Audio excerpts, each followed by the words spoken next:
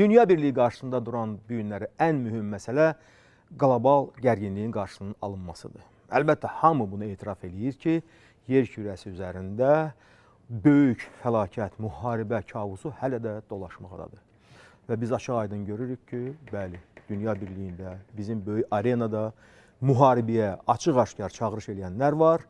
Digər tərəfdən o çağırışların qarşısını almaq istəyənlər, alanlar və hətta sülhə dəvət edən qüvvələr var. Əlbəttə, bu prosesin qarşısını almaqdan ötürü ilk növbədə millətlərə, xalqlara, birliyə nə lazımdır? Mən elə başa düşürəm ki, ilk növbədə güclü siyasi liderlər və əsaslı, dolğun beynəlxalq inteqrasiya. Əslində, bu iki məsələ bir-biri ilə əlaqəlidir. Çünki faktiki olaraq güclü liderlər anlayırlar ki, təhlükəsizliyin təməlini qoymaqda, möhkəmlətməkdə məhz inteqrasiya açar rolunu oynayır. Və ona görə də Azərbaycan dövləti və onun lideri Prezident İlham Əliyev bax bu istiqamətdə son illər ərzində çox böyük faydalılıq əmsalı qazanıb və ölkəsinə dividendlər gətirib. Və bu dividendlər tək bizə aid deyil, həm də bizim tərəfdaşlara, qonşularımıza aiddir. Onlar da bizim proseslərimizdən bəhrələnirlər. Və bu özünə məxsus bir alqoritmdir, bu bir modeldir və onu tətbiq eləmək lazımdır.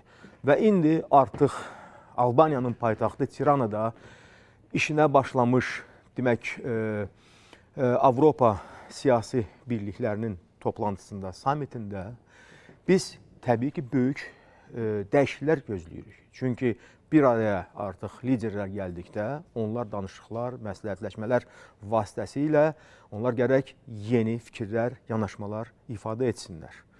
Və biz indi canlı efirdə artıq Tiranada baş verən prosesi müşahidə edirik. Rəsmi qonaqlar, demək, samit salonuna doğru hərəkət edirlər və bu günləri biz Prezident İlham Əliyevin də bax bu qırmızı xətlə hərəkətini görəcəyik və təbii ki, biz bu prosesə bir günləri münasibət bildirəcəyik. Artıq bizim studiyamızda qonaqlar da var və biz çox böyük, belə deyək də, gözləntilərlə də əlaqəliyik. Ona görə ki, biz bu samitlərin keçmiş yığıncaqlarını yada salsaq, görərik ki, orada bir neçə dəfə artıq demək olar ki, sensasiya xarakterli və gözlənilməz negativ proseslər də yer almışdı. Elə Praqanı yada salaq, Granadanı yada salaq. Məsəl üçün, elə Kişinevdə, Moldovanın paytaxtında da demək olar ki, bəzi məqamlar insanlarda çox böyük səksəkə və risklərlə əlaqəli hisslər doğurdu. Və bunların qarşısını mütləq almaq lazımdır. Çünki faktiki olaraq, əgər liderlər bir araya gəlirlərsə, onlar gərək ilk növbədə məsələni elə bir tərzdə qoysunlar ki, problemli məqamlara münasibət olsun və ola gərək ilk növbədə həmişə qayğılı məqamları diqqət mərkəzinə alsınlar. O proseslər ki, sabit axarla davam edir, sonra insanlara hardasa yüngüllük gətirir, onlar öz yerində. Çünki onları sadəcə qoruyub saxlamaq lazımdır. Amma o ki, qaldı riskli vəziyyətlərə, əlbəttə ki, onların artması heç kəsi qane edə bilməz. Bəzi qüvvələri və dövlət xadimləri çıxmaq şərti ilə. Odur ki, rəsmi Bakının bax bu proseslərin hamısının xüsusunda çağırışları bir şeydən ibarətdir ki, dialoq anlayışı, dialoq məfkurəsi oturuşmalıdır. Digər tərəfdən bu prosesdən heç kəs öz yaxasını kənara çəkməli deyil və nəhayət əgər gündəmdə problemli vəziyyətlər varsa, onlar haqqında əməli, predmetli danışıqlar, məsləhətləşmələri aparmaq lazımdır. Və yenə də deyirəm ki, bax Azərbaycan diplomatiyası bu istiqamətdə sözsüz, şübhəsiz artıq böyük dividendlər əldə edib və hətta bir çox dövlətlərin rəhbərləri də bəzi hallarda Azərbaycan nümunəsinə diqqət yetirirlər, onu dilə gətirirlər ki, bəli, Azərbaycan bu proseslərdə çox pozitiv rollar oynayır və eləcə də Azərbaycanın təqdim etdiyi alqoritmlər çox işlək bir vəziyyətdə olaraq insanlara sabitlik, əminamanlıq gətirir.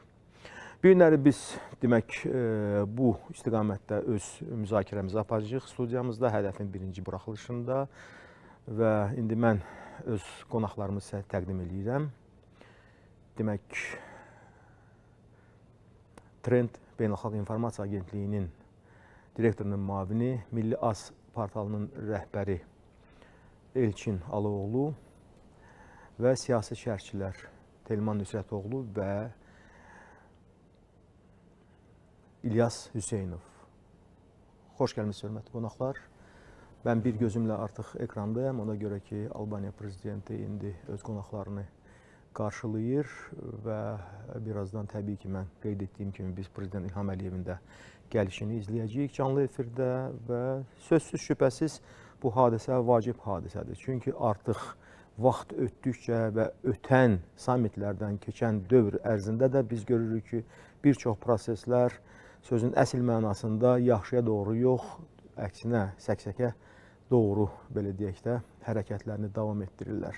İlk növbədə insanları maraqlandıran, vacib görünən odur ki, münaqişəli vəziyyətlərdə sabitlik, aramlıq bərqərar olsun və burada Yaxın Şərq problemi var, burada Ukrayna-Rusiya qarşıdurması var, burada Pakistan-Hindistan artıq münaqişəli vəziyyəti var. Bəli, bunlar hamısı bütövlükdə bir araya gələndə biz görürük ki, bəli, belə deyək, dünya birliyi qarşısında artan risklər artıq özünü büruzə verir və hətta bu proseslərdə Avropanın da biz iştirakını görürük. İlk növbədə Avropa İttifaqının, çünki bəzi məsələlərdə Avropa İttifaqı özü-özündən, mən deyərdim ki, problemləri həll etmək əvəzinə, əksinə onları biraz da dərinləşdirir və bu da ilk növbədə mən deyərdim ki, heç də arzu olunan bir məsələ deyil və digər tərəfdən də o yersiz görünən arqumentlərin özünün də arxasında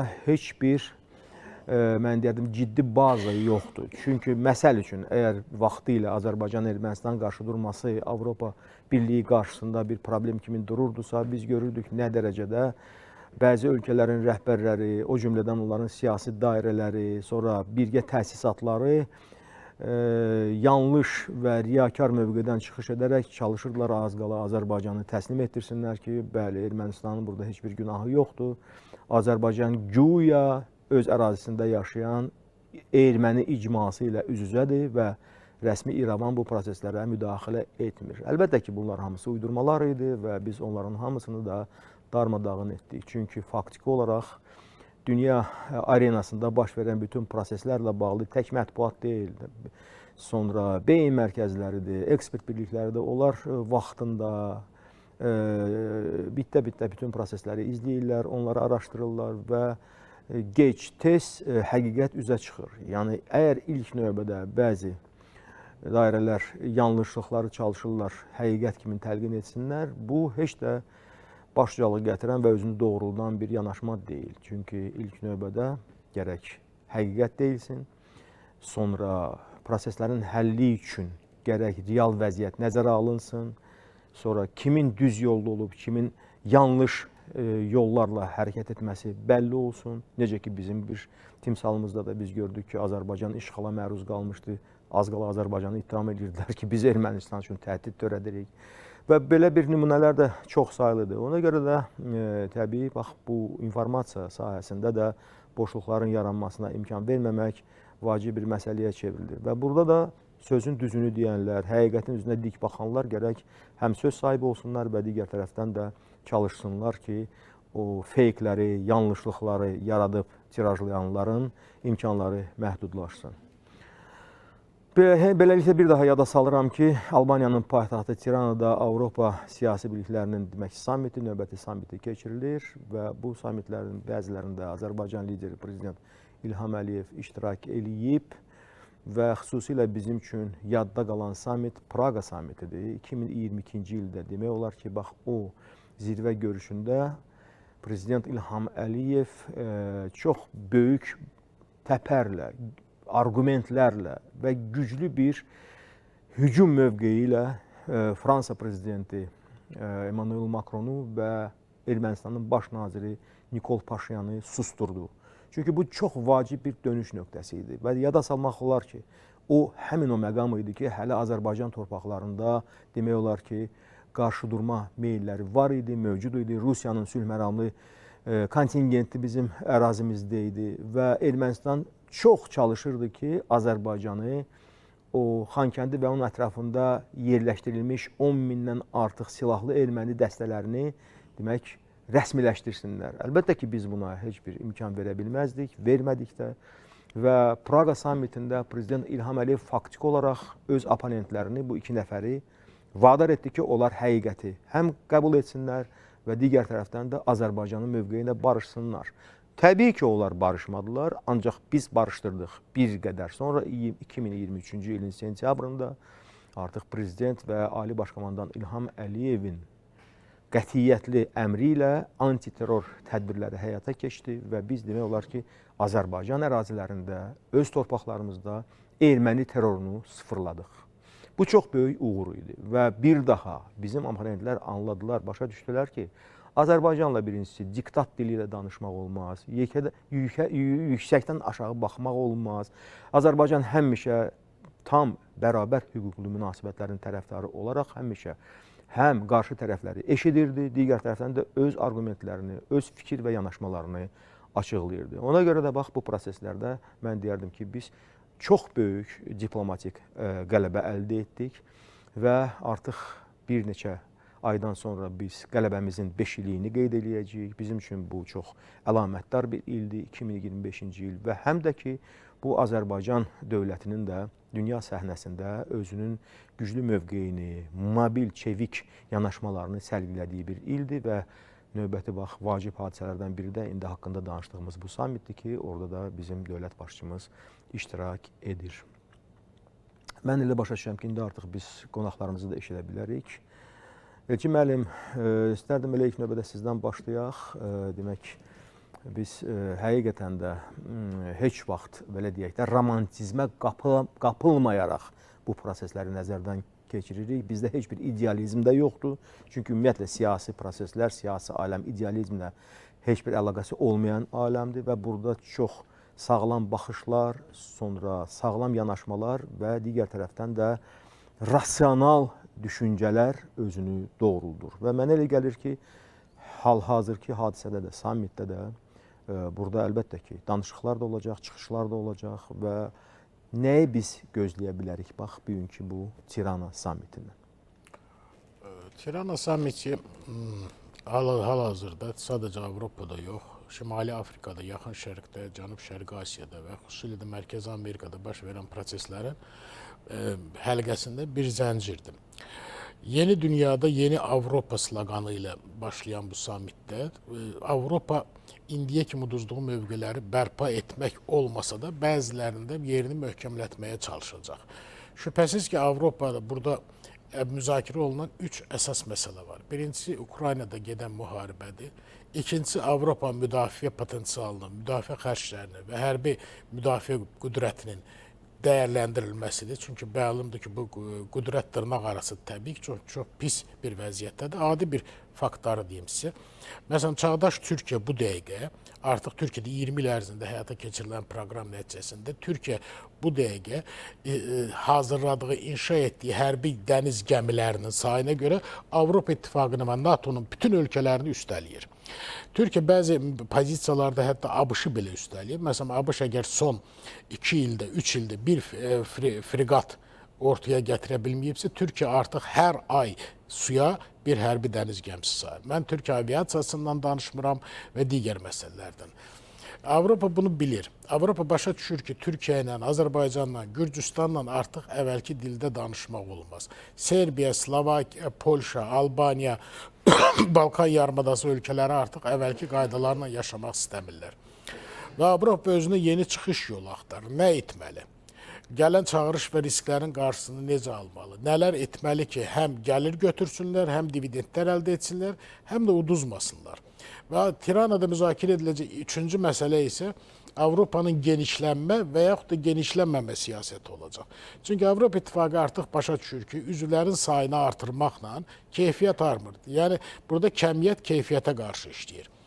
Azərbaycana gəldikdə isə Azərbaycan, Praqa, Lissabon, Kişinöv sammitlərindən fərqli olaraq bu dəfə daha ötkəm, daha sabit və daha stabil mövqelərə malikdir. Adi bir fakt yenə də faktlara müraciət edək. Azərbaycan dedikdə biz nədənsə ancaq xarici siyasətimizdən bəhs edirik. Yaxın Şərqdən bəhs edirik, Avropadan bəhs edirik. Elə deyil. Azərbaycan artıq Afrikada söz sahibinə çevrilib. Avropa İttifaqının, NATO-nun və BMT-nin Sahel bölgəsində və Saharada apardığı sülh məramlı əməliyyatlarda Azərbaycan aktiv iştirak edib. Və BMT məhz Azərbaycana müraciət edərək Afrikadakı sülh məramlı əməliyyatlarını və sülh yaratma prosedurlarında logistik mərkəz kimi istifadə edir. Digər tərəfdən Azərbaycan, Pakistan, Hindistan, Suriya, Amerika Birləşmiş Ştatları, Türkiyə, İsrail, Rusiya, Ukrayna danışıqlarında da moderator rolunu oynamağa başlayıb. Biz artıq Suriyada söz sahibiyik, Yaxın Şərqdə söz sahibiyik.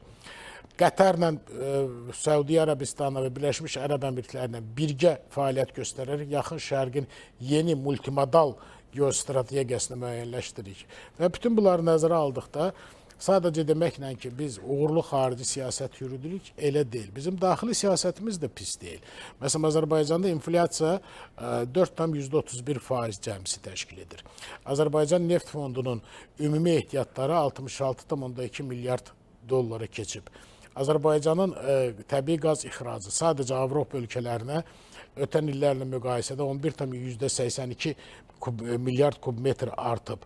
Eyni zamanda Azərbaycan multimodal translogistik daşımalardan əldə etdiyi gəlirləri 218% artırıb. Və bütün bunlar Azərbaycanın ümumi Avropa ailəsində söz sahibi olmağını dəlalət edir. Və sonda onu demək istəyərdim ki, təbii ki, Azərbaycana təkliflər olacaq Avropa İttifaqının üzvlüyə namizəd statusundan bağlı. Bu üzvlüyə namizəd statusunu biz sözün açığı can atırıq, amma bu bizim geosiyasi və geostrateji hədəfimiz deyil. Belə bir status olar, nə yaxşı, olmaz nə yaxşı. Amma bizim Tirana sammitindən ən böyük gözləntimiz Zəngəzur dəhlizi ilə bağlı yekun qərarın verilməsində Avropa İttifaqının, konkret halda Avropa Siyasi Birliğinin, hansı ki 2022-ci ilin iyulun 6-sında Fransa prezidenti Emmanuel Macron'un təşəbbüsü ilə ilk dəfə belə bir sammit keçirilmişdi. Ümid edirik ki, həm Zəngəzur sammiti, həm Ermənistan konstitusiyasında zəruri və qaçılmaz labid dəyişikliklər, həm Azərbaycan-Ermənistan sülh müqaviləsi, həm də yaxın şərqdə İran, Suriya, Fələstin məsələlərində Avropa daha rasional, daha bitkin, daha məntiqli mövqelər tutacaq. Bəli, mən sizinlə tamamilə razıyam. Elçin müəllim, əlbəttə ki, bizim üçün bir neçə prioritetlər var, amma o ki qaldı daxili və xarici siyasətə, həmişə xarici siyasət daxili siyasətin davamı olur. Əgər daxildə sabitlik, inkişaf meyilləri güclüdürsə, eləcə də ölkə siyasi elitası həmişə arxayınlıqla önə baxır və xaricdə öz ölkəsinin maraqlarını qətiyyətlə yerləşdirir, onları artıq milli hüdudlardan kənara çıxara bilir. Və biz Azərbaycan timsalında bunu görürük. Bax, indi isə mən istəyirəm diqqətinizi artıq Azərbaycan Respublikasının prezidenti İlham Əliyevin sammitə gəlişini diqqətlə izləyəsiniz. Təbii ki, Azərbaycan prezidenti İlham Əliyev Avropada da, bütün dünyada da arzu olunan siyasi liderlərdən biridir. Çünki bizim ölkəmizin həqiqətən də çox böyük son illər ərzində əldə etdiyi xarici siyasət dividendləri var. Onlar bizi dünyaya tanıdıb o öz yerində, amma digər tərəfdən Azərbaycan dövləti ilə də münasibətlər qurmaq istəyən uzaq məmləkətlər, hətta Cənubi Amerika, Afrika və sair yerlərdən yeni dövlətlər də çalışırlar ki, bizimlə yaxın münasibətlərdə olsunlar. Digər tərəfdən Azərbaycanın inkişaf modelinə yiyələnsinlər. Ona görə də bax, biz indi görürük ev yiyəsi prezident Edi Rama indi prezident İlham Əliyevi necə isti bir tərzdə həm qarşılayır, həm də onların söhbətləri bax ayaqüstü keçir. Çünki Tirana və Albaniya ümumilikdə bizim üçün çox vacib tərəfdaşlardan biridir.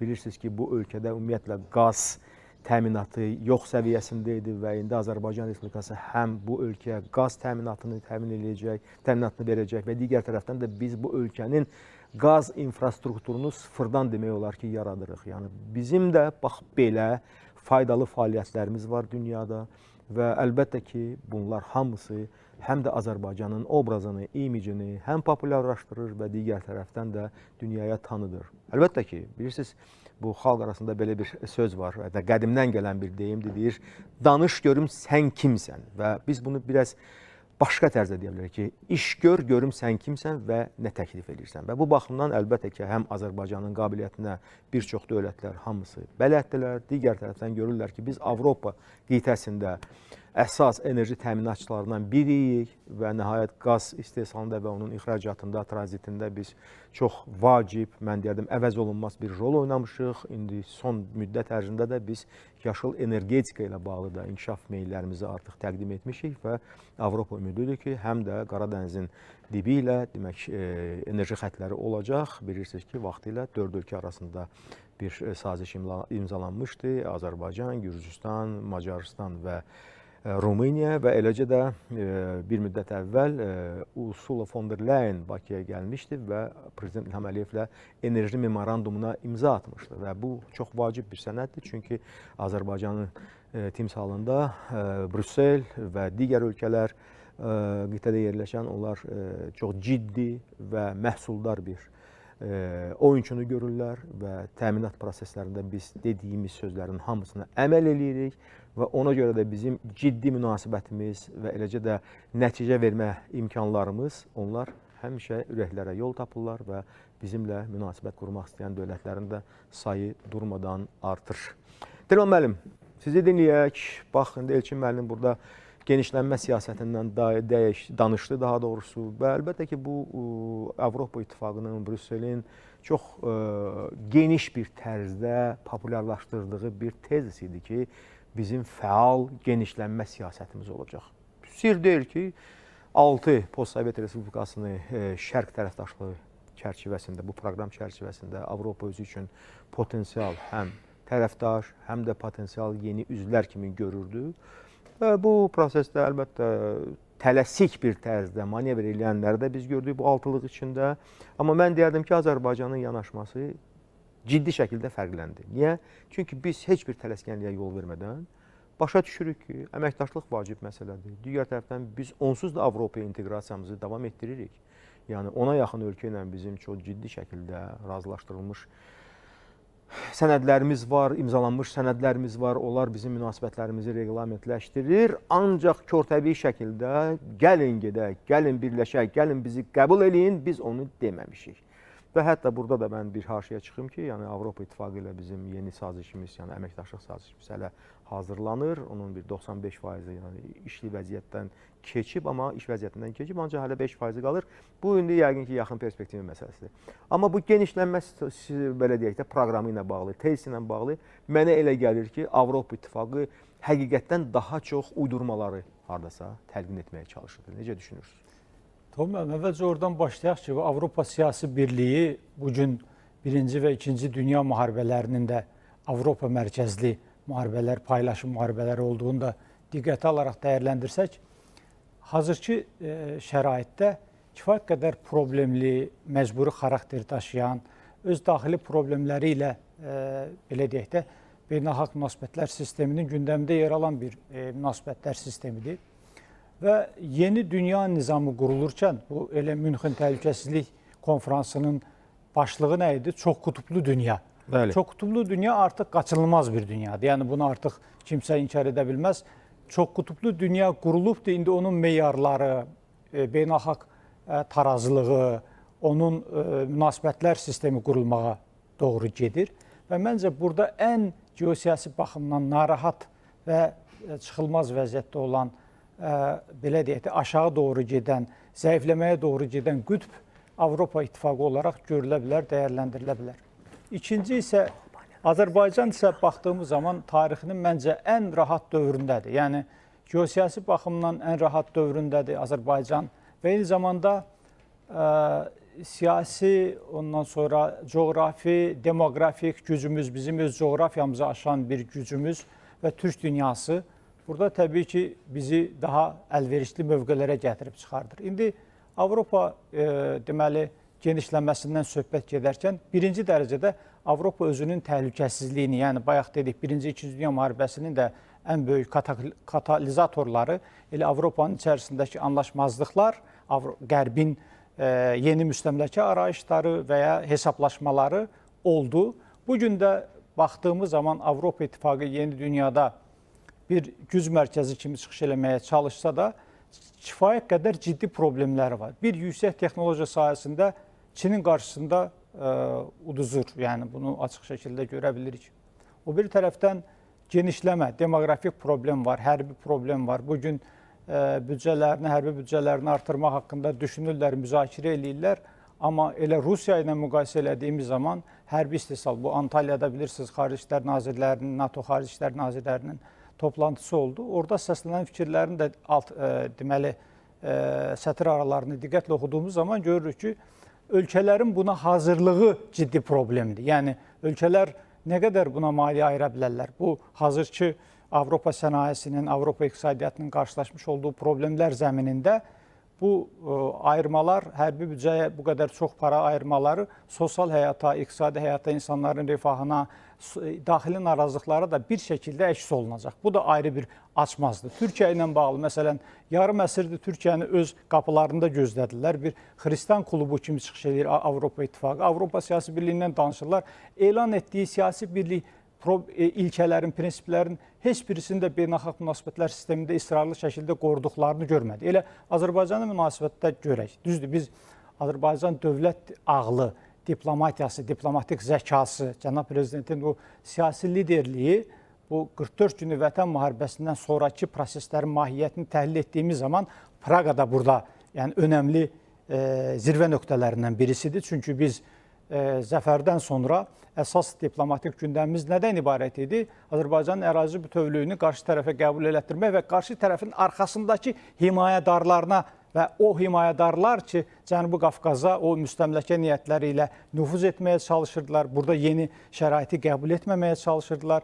Türkiyənin, Azərbaycanın yüksələn gücünü, dəyərini qəbul etməməyə çalışırdılar. Ermənistanın xeyrinə konjunktura yaratmağa cəhd göstərirlər. Amma prezident onların öz müstəvisində, yəni Praqada Avropa Siyasi Birliyinin öz platformasında aparmış olduğu diplomatik həmlələrlə, baxmayaraq ki, Azərbaycana qarşı bir plan həyata keçirilmək istənilirdi və nəzərə alsaq ki, Rusiya sülh məramları o dövrdə bizdə torpaqlarımızdaydı. Azərbaycan bu geosiyasi mübarizə kontekstində öz diplomatik balans siyasəti ilə və ya diplomatik həmlələri ilə milli maraqlarını yavaş-yavaş, mərhələ-mərhələ, tədricilik metodologiyası ilə ilərlətməyə və ərazi bütövlüyünü təmin edərək milli maraqlarını təsis etməyə, qəbul elətdirməyə çalışırdı. Və orada nə oldu? Biz onu gördük ki, Praqada Ermənistan məcbur qaldı Azərbaycanın ərazi bütövlüyünü qəbul elədi. Qarabağ Azərbaycandır, o Paşinyan Qarabağ Ermənistandır xülyasından gəldi. Özü-özünü təkzib etdi.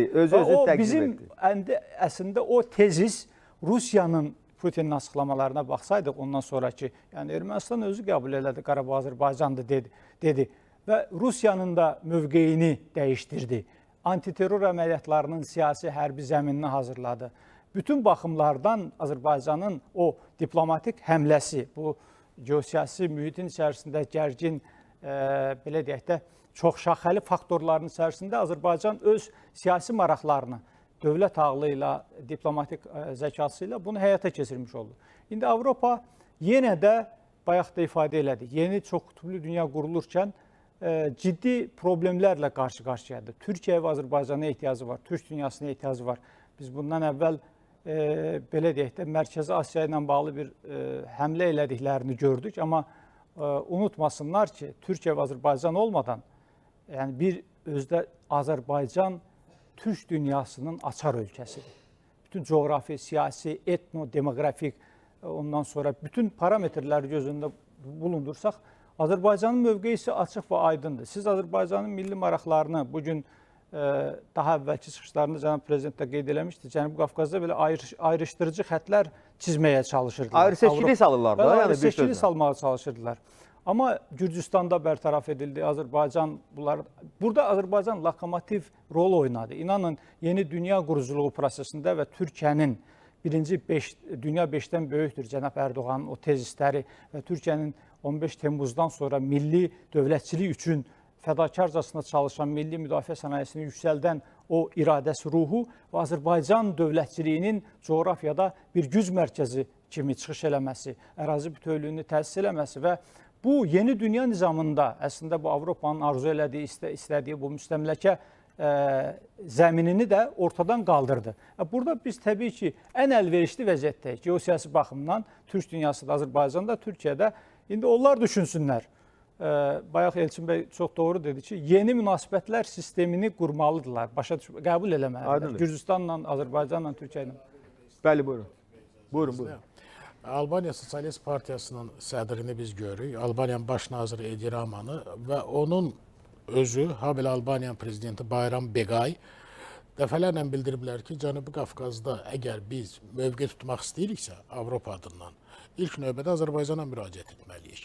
Və bu söz dünən də səsləndi. Cənab Edi Rama, Albaniyanın baş naziri bunu təsdiqlədi və ümid edirəm ki, Albaniya sammiti Avropada o qabağa baxmaq strategiyasında müəyyən dəyişiklikləri labüd edəcək.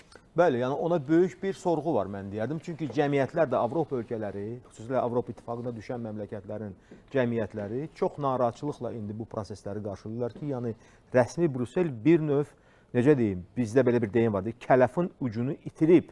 Yəni belə olduğu halda bəlli deyil ki, ümumiyyətlə mərkəzdən qaçma prosesləri artıq güclənəcək, yoxsa mərkəzə doğru artıq gedən, belə deyək, streamlər artıq peyda olacaq və s.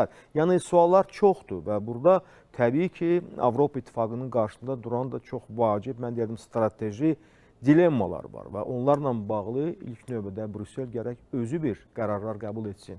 Yəni burada körtəbii şəkildə biz genişlənmə siyasətinə rəvac veririk, biz onu dəstəkləyirik və s. və axır. Bunlar öz yerində, ancaq onlarla digər ölkələrin elitalarını aldatmağa dəyməz. Çünki ilk növbədə əgər siz öz cazibənizi qoruyub saxlaya bilmirsinizsə, özünüzdə parçalanma meylləri güclənirsə, onda siz necə başqa tərəfləri deyə bilərsiniz ki, gəlin bizə qoşulun, bax biz burada sizin üçün yeni bir güzaran yaradacağıq. Və digər tərəfdən indi Telman müəllim də dediyi kimi də Türkiyəni 50 ildən çoxdur ki, bunlar qəbul otağında saxlatdırdılar. Axırda da bir şey olmadı. Əgər siz doğrudan da belə qonşuluq siyasətinə ciddi və həssaslıqla yanaşırsınızsa, necə olur ki, müsəlman dövləti ortaya çıxan kimi ona başqa bir fərqli yanaşma nümayiş etdirirsiniz və bunun adı nədir? Sonra digər tərəfdən danışıqlar prosesi gedirdi və o əsnasda da siz müxtəlif bəhanələri ortaya çıxararaq deyirdiniz ki, yox, siz hələ hazır deyilsiniz və s. və axır.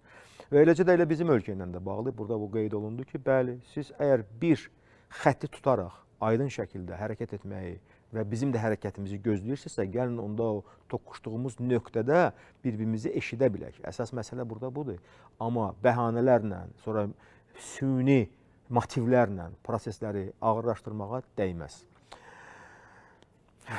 Burada indi ən vacib məsələlərdən biri, mən deyərdim ki, İlyas müəllim, bax, məhz bu sammit və ondan sonraki Avropa İttifaqının, rəsmi Brüsselin özünün hansı siyasəti yeridəcəyi ilə bağlıdır. Çünki həqiqətən də həm belə deyək, dağıdıcı təsirlərin mövcudluğu göz önündədir. Digər tərəfdən cəmiyyətlərdə böyük narazılıqlar var, yəni Avropa ölkələrinin cəmiyyətlərində və həm də Avropa İttifaqı özü hələ ki meydanı tərk etməyə hazır deyil və etmək istəmir də. Yəni əksinə bunların qarşısında duran məsələ ondan ibarətdir ki, özlərini toparlasınlar. Bax, bu sammitin o proseslərə təsirini necə dəyərləndirmək olar? Çox sağ olun Tofiq müəllim, amma hazırda yeni dünya nizamında, müasir beynəlxalq münasibətlər sistemində sanki ayrı-ayrı formalaşan yeni güc mərkəzləri arasında Avropa hazırlıqsız yaxalanıb. Çünki uzun illər ərzində Amerika Birləşmiş Ştatları və Qərb dünyası kontekstində maliyyə, iqtisadi, eləcə də hərbi, siyasi təhlükəsizlik nöqteyi nəzərdən bir çətir altındaydı və bu çətirin o qədər də güvənli olmadığı üzə çıxdı və bunu daha çox sürətləndirən, daha çox tətikləyən məsələ Rusiya-Ukrayna müharibəsi oldu. Xüsusilə də Şərqi Avropada, eləcə də Avropanın aparıcı dövlətləri arasında bu təhlükəsizlik defisiti müzakirələrə, elmi, akademik, strateji beyin mərkəzləri, düşüncə fabrikaları arasında polemikalara, diskurslara gətirib çıxardı ki, bizi qarşıda nələr gözləyir? Sizin sualınızın elə özəyi də bundan ibarətdir ki, bu sammit perspektiv planlara nə cür təsir göstərəcək və bu ciddi şəkildə Avropanı düşündürür və ilk növbədə enerji qaynaqlarından olan asıllıq, xam mal tədarüklərində olan problemlərin üzə çıxması, taxıl ilə bağlı və ya digər strateji məhsullarla bağlı çətinliklər həm də iqtisadiyyata, inflyasiya, büdcənin problemlərinə, sosial narazılıqlara, ayrı-ayrı klasterlərin ciddi burada müqavimətinə, məsələn, fermerlərin, kənd təsərrüfatı işçilərinin yürüşlərinə, nümayişlərinə, hakimiyyət əleyhinə olan üsyanlarına gətirib çıxardı. Və ən önəmli məsələ burada şübhəsiz ki, təhlükəsizlik məsələlərdir. Məsələn, mən Avropanın yolları və hərbi infrastruktura yararlılığı haqqında bir maraqlı məqalə oxudum ki, İkinci Dünya müharibəsindən sonra yolları belə tikiblər ki, orada qaubitsalar, artilleriyalar keçə bilməyəcək. Yəni körpülər, keçidlər, tunellər ona uyğun deyil. Yəni Avropa artıq Fukuyama'nın da dediyi kimi tarixin sonuna çatdığının fərqində idi və düşünürlər bəlkə də əksinə Avropa hardasa böyük sülhə hazırlaşırdı. Bəli. Amma elədirsə, bəs niyə onda o sülhə möhtac olan bölgələrlə bağlı Avropa çox anlaşılmaz bir mövqedən yanaşır? Məsələ burasındadır. Doğrudur. Yəni burada biz genişlənmə haqqında da danışdıq və yaxud Avropanın bizim bölgəyə olan münasibəti, buna qədər ki olan şərq tərəfdaşlığı proqramı və yaxud ayrı-ayrı şərq tərəfdaşlığı proqramında iştirak edən dövlətlərə Şengen vizasına güzəştli tətbiq etmələr və yaxud ondan istifadənin həm də yumşaq güc vasitəsilə xalqı ələ alması, dövlətlər daxilə nüfuz etməsi, orada rəngli inqilablar həyata keçirməsi və digər bu cür mexanizmləri, tətbiqləri biz görmüşdük. Ona görə də Azərbaycanın burada liderinin iştirak etməsi və artıq dəfələrlə müxtəlif sammitlərdə iştirakı ölkəmizə olan münasibətlə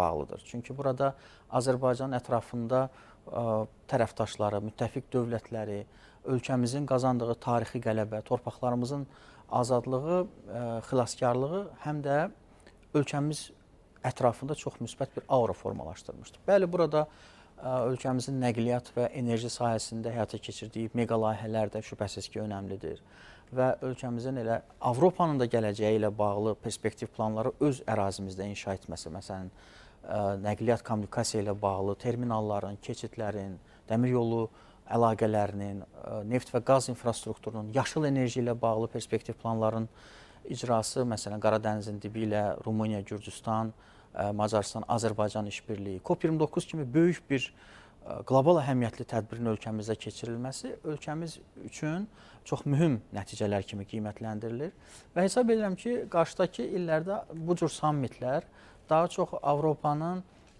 elmi akademik və eləcə də strateji baxımından daha da həmrəy formada fəaliyyətinə gətirib çıxaracaqdır. Əvvəlcə ki, burada güclü siyasi kataklizmlər var. Məsəl üçün, biz görürük ki, get-gedə artıq sağ radikal və yaxud aşırı sol meyilli olan qüvvələr parlamentlərə yol açır. Yəni, bütün bunlar daha çox miqrant siyasətinin tənqidi və yaxud hakimiyyətlər əleyhinə olan fəaliyyətlər nəticəsində özünü göstərməkdədir və Avropanın ən böyük problemi siyasi cəhətdən monolit olmamasıdır. Məsəl üçün, Serbiya, Macarıstan, Slovakiya kimi dövlətlər açıq şəkildə Avropada və yaxud NATO daxilində olan problemləri dilə gətirirlər, tənqidi prizmadan yanaşırlar. Əlbəttə, öz maraqlarından çıxış eləyərək, xalqın, ictimai rəyin, sifarişin nəticəsini böyük tribunalardan səsləndirirlər və bunun özü də Avropanın müxtəlif kularlarında müzakirələrə səbəb olur ki, niyə deyək ki, Macarıstanın baş naziri bu qədər və yaxud Xarici İşlər naziri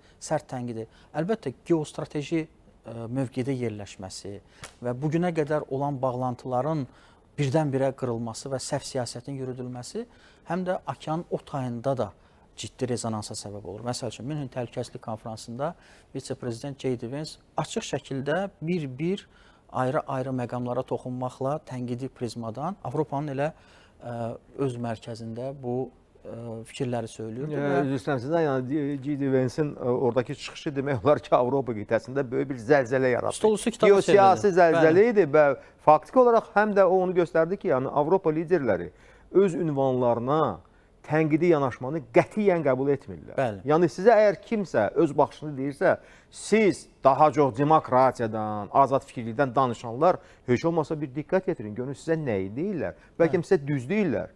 Bəlkə elə bu- Əslində elə bunu Vensin etmək dedikləri də lazımdır. çoxsu həqiqətən reallığa uyğun idi. Və bax bu baxımdan da mən deyirəm ki, Avropanın özü də gərək öz davranışlarına biraz diqqət yetirsin və siyasi cəhətdən etika normalarını həm təbliğ etsin, həm də onlara özü riayət etsin. Birinci növbədə özü Çünki biz riayət görürük ki, bizimlə də münasibətlərdə, başqa ölkələrlə münasibətlərdə onlar necə yekəxanalıqla davranırlar və necə də artıq demək olar ki, başqasının sözünü kəsirlər. Yəni əgər söhbət dialoqdan gedirsə, buyurun dinləyin də. Biz də bəlkə sizə bir ağıllı bir şey deyəcəyik və deyirik də. Doğru. Və siz onu niyə qəbul etmirsiniz? Nə var özünüzü tənqiddən kənar qoymusunuz. Buyurun. Əlbəttə bu tənqidi baxışı, tənqidi prizmanı qəbul etməmənin özü də bəlkə bir sindromdur da. Yəni hansısa özünün təkəbbür halının göstəricisidir. Amma hesab edirəm ki, burada hər bir dövlət, baxmayaraq ki, Polad və Kömür İttifaqı əsasında qurulan bu sistem sosial iqtisadi bərabərliyə, sərhədlərin fiksiya xarakteri daşımasına gətirib çıxardı. Amma görürük ki, burada ciddi problemlər var. Problemlər daha da dərindir və eyni zamanda bu dərin böhran fonunda Azərbaycanın Cənubi Qafqazda önəmli geosiyasi aktor olması xüsusi diqqətə layiqdir və artıq burada da hörmətli Telman müəllimin də qeyd etdiyi kimi Praqada keçirilən zirvə görüşündə Azərbaycan öz milli maraqlarını qətiyyətlə müdafiə etməsi, eləcə də ərazi bütövlüyümüz və yeni post-müharibə reallıqlarının qəbul edilməsi, ərazi bütövlüyümüzün rəqəmlər ifadəsində təsdiq edilməsi, 1991-ci ildə imzalanmış Almatı bəyannaməsinə Ermənistanın tərəfdar çıxması və sonrakı proseslər ölkəmizin gələcək uğurlarını formalaşdırdı. Ona görə də hesab edirəm ki, bu formatda keçirilən danışıqlar konstruktiv formada həyata keçiriləcəksə, bu ölkəmizin də maraqları çərçivəsindədir və eyni zamanda Avropanın özünün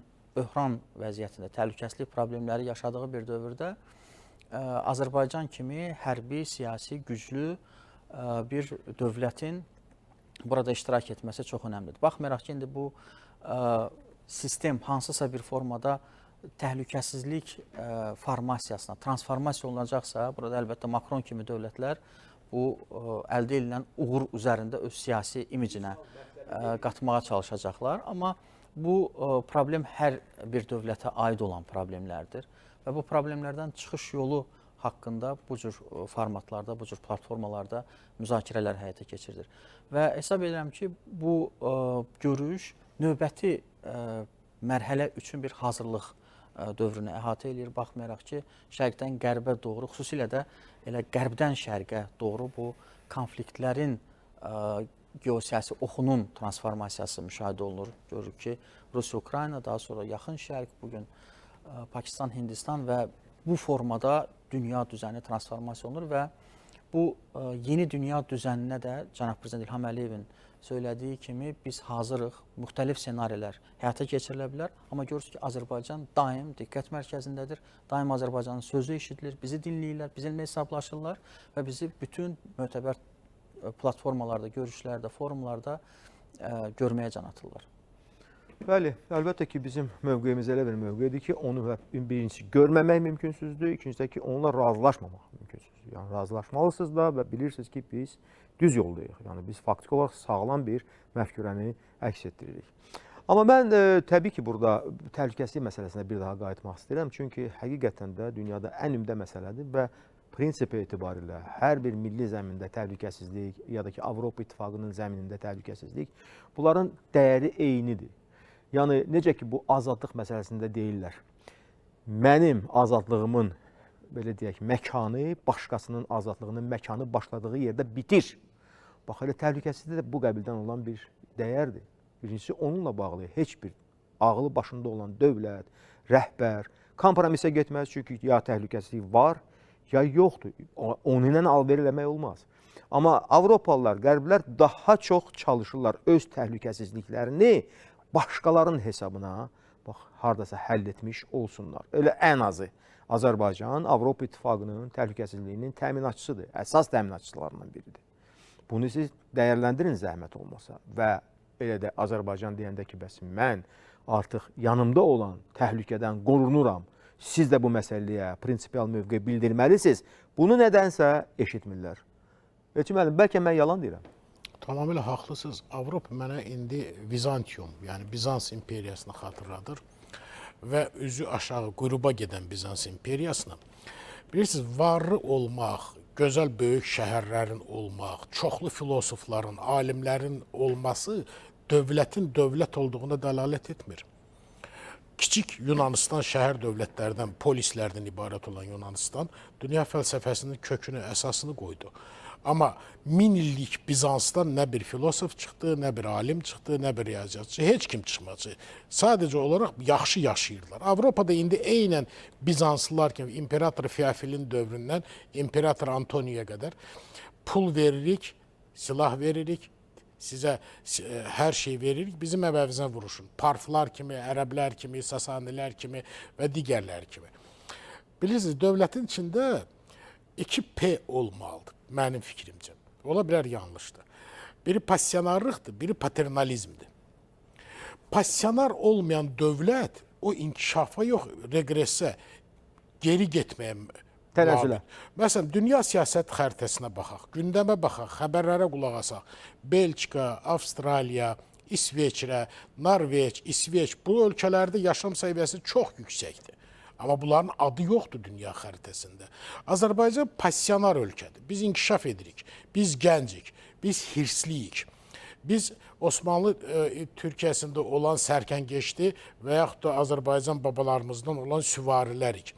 Və biz irəli getmək üçün qarşımızda olan bütün maneələri keçməyə hazırıq və bunu edəcəyik. Bizi kimsə saxlaya bilməyəcək.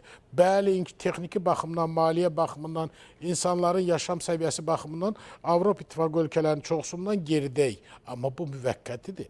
Bu daimi olmayacaq belə. Vaxtilə Səlcuqlara da yuxarıdan aşağı baxırdılar. Vaxtilə Osmanlıya yuxarıdan aşağı. Sakslara yuxarıdan aşağı baxırdılar. Vaxtilə Almanların özü var tayfaları adlandırdı, vəhşi adları, Germanik tayfalar. O Teodorikin vaxtından.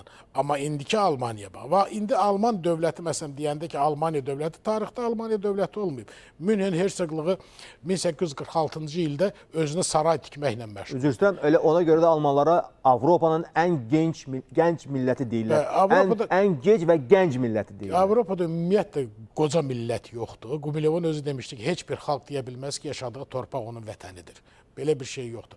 Məsələ bilirsiniz, Avropa qocalıb.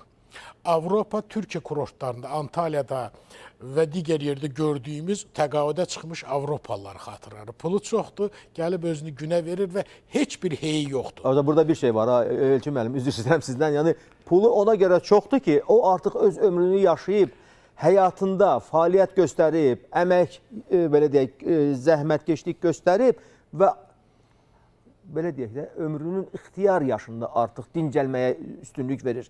Biz isə həm də cavanlarımızı düşünürük axı. Bizim onların arasında olan fərq. Rockefeller qocalmışdı, 94 yaşı vardı. Həftədə bir dəfə qanunu dəyişirdi və deyir ki, mən əbədi yaşayacağam.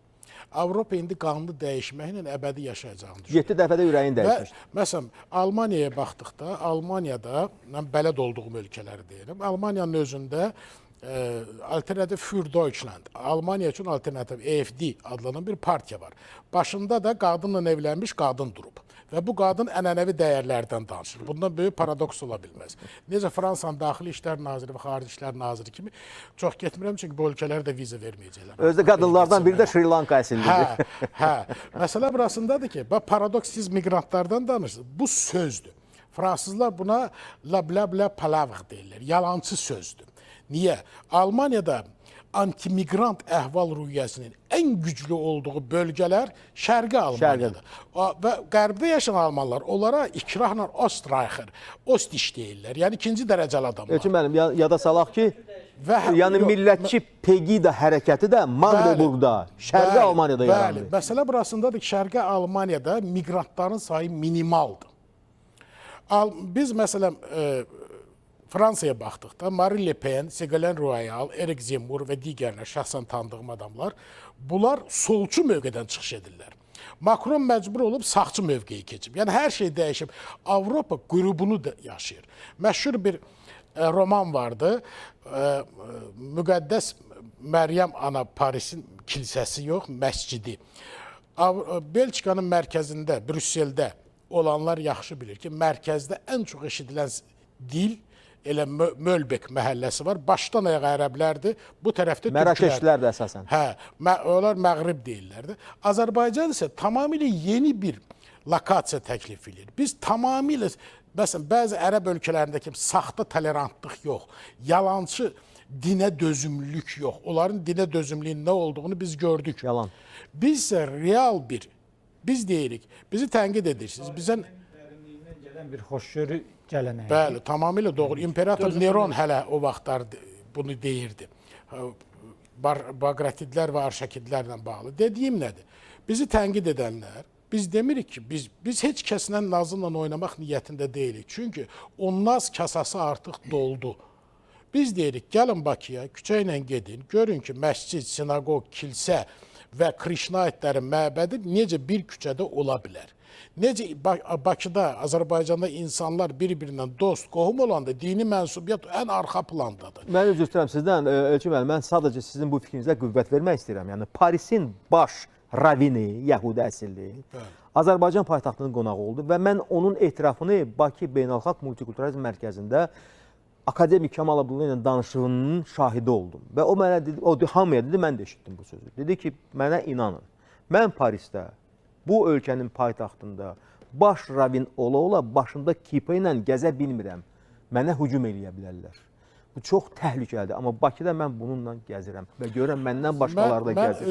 Özündə katolik protestanın şəhərinə girə bilmirdi. Bəli də, yəni onlarda bu katolikin şəhərinə girdi. dini Amma o dözümlülük dövrdə deyirlər. İstanbulda yan-yanaydı. Elçin bəyin dediyi kimi sinagogla, kilsə ilə məscid yan-yanaydı və səyyahlar özləri gəlib qeydlərində deyirdilər ki, burada çox başqa bir tolerantlıq iqlimi var. Bu bizim tariximizdən gəlir. Azərbaycan İpək yolunun coğrafiyasında yerləşib və bu sintezli bir mədəniyyəti, birləşdirici bir mədəniyyəti. Elçin müəllimin sözünə bir əlavə olaraq mən onu haşiyə çıxıb dedim ki, faktı olaraq bax bu Bakıda eşidilmiş mənim bir etiraf. Ki, Tirana samiti Avropanın son qumar oyunudur. Avropa özü-özündən qumar oynayır, özü-özünü aldadır və blef edir.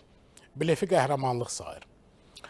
Məsələ burasındadır ki, Azərbaycanın indi yürütdüyü siyasət çox nəcib, dostiyana siyasətdir. Bunu məsələn, İordaniya Xarici İşlər Naziri Əmmad Frans 24-də verdiyi müsahibəsində demişdi. Biz Afrika ölkələrindən, Avropa ölkələrinin sammitini Bakıda keçirdik. Bu günlərdə İsrail və Türkiyə arasında danışıqlar Bakıda bitdi.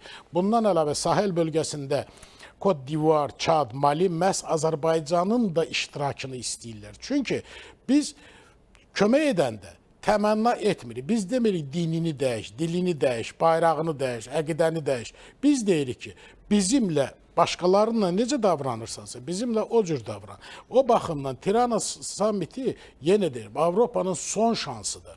Avropada bundan sonra da Kay Kallas, Ursula von der Leyen, bundan əvvəl həm də siyasətçi, adam yuxudan ayılıb görmüşdük, onu komissar təyin edilmiş, Josep Borrell, siyasi möhtəkir və Astap Bender. Və onun Cəngəlliklər fenomeni. Tezisinin müəllifi. Cəngəllik bizə demişdi. Mən də o vaxt ona yazmışdım ki, əgər bizə cəngəllik deyirsin, gəlmədə bu qorxulu cəngəlliyə. Yaşa öz gözəl yurdunda. Məsələ burasındadır ki, Tirana samiti bir yol ayrıcıdır. Bir tərəfdə işıq gələn tərəfdir, bir tərəfdə it hürən tərəfdir. İt hürən tərəf bunların özləridir. Çünki bunlar özlərinə The Watchdog for Democracy, demokratiyanın hürən iti gözətçi iti adlandırırlar. Biz isə deyirik ki, biz sizə işıq veririk. İşıq nədir? Yeni yoldur. Bizə kömək edin. Biz sizə yeni qan verəcəyik, yeni düşüncə, yeni zehniyyat verəcəyik. Həmişə belə olub. Hunlar Romaya qədər çatandan sonra indi gördüyümüz Albaniyadır, Macaristandır, Slovakiyadır, Çexiya və digərləri hamısı dövlətlər Hunların hesabına formalaşdı. və Alan tayfalarının, Hun tayfalarının, Sarmat, Skif tayfalarının, Raksalan tayfalarının nəticəsində o formalaşdı. İndi isə bizə deyirlər ki, halbuki biz bunların tarixi babalarıyıq. Bizə deyirlər ki, siz yaxşı yaşaya bilmirsiniz, sizdə üçüncü nəsil yoxdur, sizdə demokratiyada kim çox yalan danışırsa o seçilir də orada, kim çox bol vəd verirsə. Bizdə isə iş görənlər seçilir. Ona görə mən sadəcə deyirəm ki, Tirana yetərincə rasional siyasət yürüdür. Həm Edi Rama, həm Albaniyanın prezidenti, həm Albaniya xalqı və Albaniya xalqının özü də gözləmdədir. Vəd verməsinlər, pul da verməsinlər. Bizə balıq verməsinlər, balıq tutmağı öyrətsinlər. Bizə hazır məhsul lazım deyil, bizə texnologiyalar lazımdır. Və bizə müharibə də lazım. Bizim hesabımıza varlanmağı düşünməsinlər.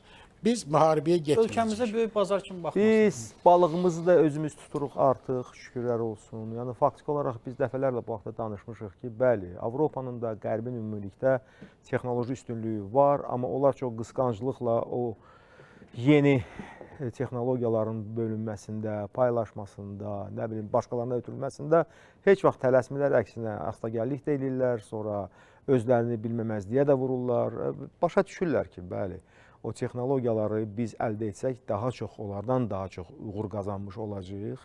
Və digər tərəfdən də burada bir çox həssas bir məqam var. Məsələ burasındadır ki, onlar bütün günü, bütün gecəni həmişə dünyada ağılları axtarırlar. Yəni o insan kapitalı dediyimiz bir məfhum var da. Yəni onlar bütün dünyadan, ərəb ölkələrindən, müsəlman ölkə, o cümlədən də bizim ölkəmizdən də ağıllı cavanlarımızı, sonra bilikli uşaqlarımızı müxtəlif vədlərlə artıq öz çənglərinə götürüb salırlar, dəvət edirlər. Onlara çox orada komfortlu vəziyyət yaradırlar ki, və imkan da yaradırlar ki, tək işləyin. İşləyin bizə, biz varlanaq, biz güclənək, bizim qüdrətimiz daha da artsın. Və o, əgər texnologiyalardansa onlar bizi təcrid etmək istəyirlərsə, gərək heç vaxt yadlarından çıxarmasınlar ki, o texnologiyalar tək onların beyin resursu hesabına deyil, dünyadan yığdıqları beyin hesabına artıq əldə olunub və ərsəyə gəlib. Bu, əlbəttə ki, bir, nə deyim, bir haşiyə çıxdığım bir məqamı idi. Amma əslində texnologiyalarda da biz demək olar ki, son dönəm ərzində anlayırıq ki, özümüz nə etsək, odur bizim qazancımız. Çünki qardaş Türkiyə ilə biz elə Texnofest tədbirlərində gördük nə dərəcədə bizim bir cərgədə olmağımız vacibdir. Yəni, İlk növbədə gərək bizə mane olmasınlar, amma onlar mane olurlar. O da bizim artıq qayğımızdır ki, onların o lazımsız hərəkətlərinin qarşısını alaq, sonra onların boş, saxta ritorikasına aldanmayaq. Çox təəssüf ki, yəni bizdə o ritorikalara aldananlar, onların arxasınca gedib düşmək istəyənlər də var. Amma neyniyək, indi onlar öz yollarını belə müəyyən ediblər. Hər halda mən elə Elçin müəllimin çıxışından sonra belə bir qənaətə gəldirəm ki, biz təbii ki, həm də multikultural həyat tərzinin daşıyıcılarıyıq, onun təmsilçiləriyik. Yəni, bu heç də boş söz deyil.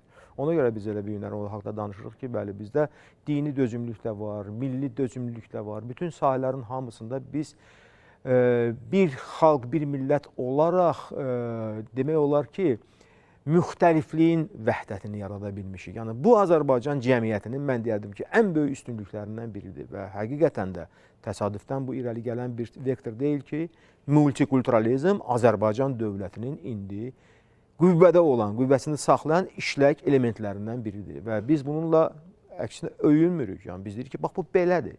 Həqiqət bundan bizə xəbər verir.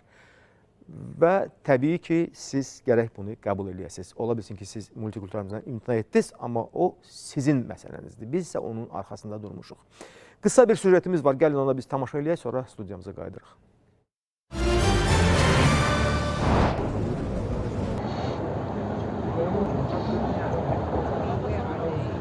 Avropa Siyasi Birliği'nin birinci zirvə toplantısı 2022-ci ilin oktyabrın 6-sında Çexiyanın paytaxtı Praqada keçirilib. Toplantıda 27-si Avropa İttifaqına üzv ölkə olmaqla, ümumilikdə 44, Şərq tərəfdaşlığı regionundan 5 ölkə, Belarus istisna olmaqla, o cümlədən Şərq tərəfdaşlığı ölkələri, Azərbaycan, Ermənistan, Gürcüstan, Ukrayna, Moldova. Qərbi Balkan regionundan isə Serbiya, Montenegro, Bosniya və Hersegovina, Kosova, Şimali Makedoniya, Albaniya. Həmçinin qitənin digər ölkələri Böyük Britaniya, Norveç, İsveçrə, İslandiya, Liechtenstein və Türkiyənin dövlət və hökumət başçıları iştirak ediblər. Sammit çərçivəsində Avropa qitəsində sülh və təhlükəsizlik mövzusunda keçirilən dərmin masada çıxışı zamanı Azərbaycan prezidenti ikitərəfli və çoxtərəfli münasibətlər, yeni geosiyasi reallıqlar, sülh, təhlükəsizlik və əməkdaşlıqla əlaqədar Azərbaycanın aydın və prinsipal yanaşmasını, qətiyyətli mövqeyini ortaya qoyub. Praqa zirvə toplantısı ilə bağlı daha bir məqam ondan ibarətdir ki, sammit çərçivəsində Fransa və Ermənistan Azərbaycanın ərazi bütövlüyünü tanıdı və 1991-ci il Alma-Ata bəyannaməsinə istinad etməyə məcbur oldu. Xatırladaq ki, Avropa Siyasi Birliyinin iştirakçısı olan ölkələrin dövlət və hökumət başçıları ildə 2 dəfə görüşürlər. Zirvə toplantılarında hər hansı yekun sənəd qəbul olunmur. Avropa İttifaqı bildirir ki, Avropa Siyasi Birliyi genişlənmə prosesini əvəzləmək və ya ləngitmək niyyəti daşımır. Eyni zamanda orada yer alan ölkələrin nə vaxtsa mütləq Avropa İttifaqının üzvü olacağı anlamına gəlmir. Bu platforma Avropanın üzləşdiyi əsas çağırışların, habelə Avropa ölkələri arasında regional və ikitərəfli məsələlərin müzakirəsi məqsədi ilə dövlət və hökumət başçıları üçün qeyri-rəsmi və sərbəst mühit yaratmaq məqsəd daşıyır. Bəyan edilmiş, olunmuş məqsədlərə doğru bütün qüvvələr, bütün ölkələr hərəkət etsələr, yəqin ki, bu dünyanın qayğıları azalar. Amma çox təəssüf ki, bir çox hallarda elə Qərbin özündən gələn o vektorlar ki var, onların çərçivəsində bəyan edilmiş elə şüarlar, çağırışlar görürsən ki, asılı vəziyyətdə olaraq qalır. Və təbii ki, burada biz o çox danışıb, az iş görənlərə köklənə bilmərik. Yəni bizim məramımız başqadır. Biz elə faktik olaraq fəaliyyətin, hərəkətlərin, konkret addımların müəllifi kimi öz yolumuzu seçmişik və hərəkətimizə davam edirik. Bəli, Avropa Siyasi Birliyinin artıq sammiti başlamaq üzrədir və biz gördük ki, ölkənin, yəni qəbul edən ölkənin baş naziri Edi Rama öz qonaqlarını artıq salamladı, qarşıladı. Bu qonaqlar sırasında Azərbaycan prezidenti İlham Əliyev də var idi. Biz onun gəlişini də izlədik canlı efirdə. Və təbii ki, böyük səbirsizliklə bu sammitin gedişatını biz izləyəcəyik. Görək, yeniliklər nədən ibarət olacaq? Yəni, yeni sözlər, yeni çağırışlar və ümumiyyətlə mövcud vəziyyətdə həllini gözləyən məsələlərlə bağlı təkliflər nədən ibarət olacaq? Amma əlbəttə ki, Avropa İttifaqı, Avropa Birliyi bu bütöv qərb demək deyil. Yəni, kollektiv qərb deyilən demək olar ki, anlayış artıq indi öz gücünü itirir, itirməkdədir daha doğrusu. Yəni, Amerika Birləşmiş Ştatları prezident Donald Trump'ın səyləri ilə bir növ Avropadan uzaqlaşır. Telman müəllim, Avropadan demək Amerika Birləşmiş Ştatlarının uzaqlaşması mən deyərdim ki, belə bir təlatümlü vəziyyət yaradıb köhnə qitədə. Və bu sir deyil ki, bir çox liderlər hətta bununla bağlı öz qəti narazılıqlarını bildirirlər. Onlar hətta Amerika Birləşmiş Ştatlarını borclu çıxarırlar ki, siz bizə təhlükəsizlik çətrini söz vermişsiniz. Bəs niyə onu siz çəkirsiniz bizim tərəfə? Bizdən uzaqlaşdırırsınız. Və nəhayət hətta böyük bir problemlərlə bağlı, xüsusilə də Rusiya-Ukrayna qarşıdurması ilə bağlı mən deyərdim ki, rəsmi Vaşinqtonun çağırışlarına zidd olaraq Avropa İttifaqı özünün 3 nəhəng dövlətinin səyləri ilə, onların rəhbərlərinin iştirakı ilə demək olar ki, əks istiqamətə yönəlirlər. Hətta bilirik ki, Britaniyanın, sonra Fransanın və Almaniyanın liderləri üçü bir qatarda, bir kupedə durub Kiyevə gəldilər ki, Zelenski ilə görüşsünlər. Bax, Amerika Birləşmiş Ştatlarından biz nəyi gözləməliyik? Bax, indiki bu şəraitdə. Biz görürük ki, Trump ciddi bir şəkildə demək olar ki, distansiya yaradır Avropa ilə əlaqədə. Və bildirir ki, o heç də Avropa dəyərlərini, ya Avropa ölkələrinin, ya Avropa İttifaqının, birliyinin çağırışlarını bölüşmür. Əksinə, onun öz baxışları var.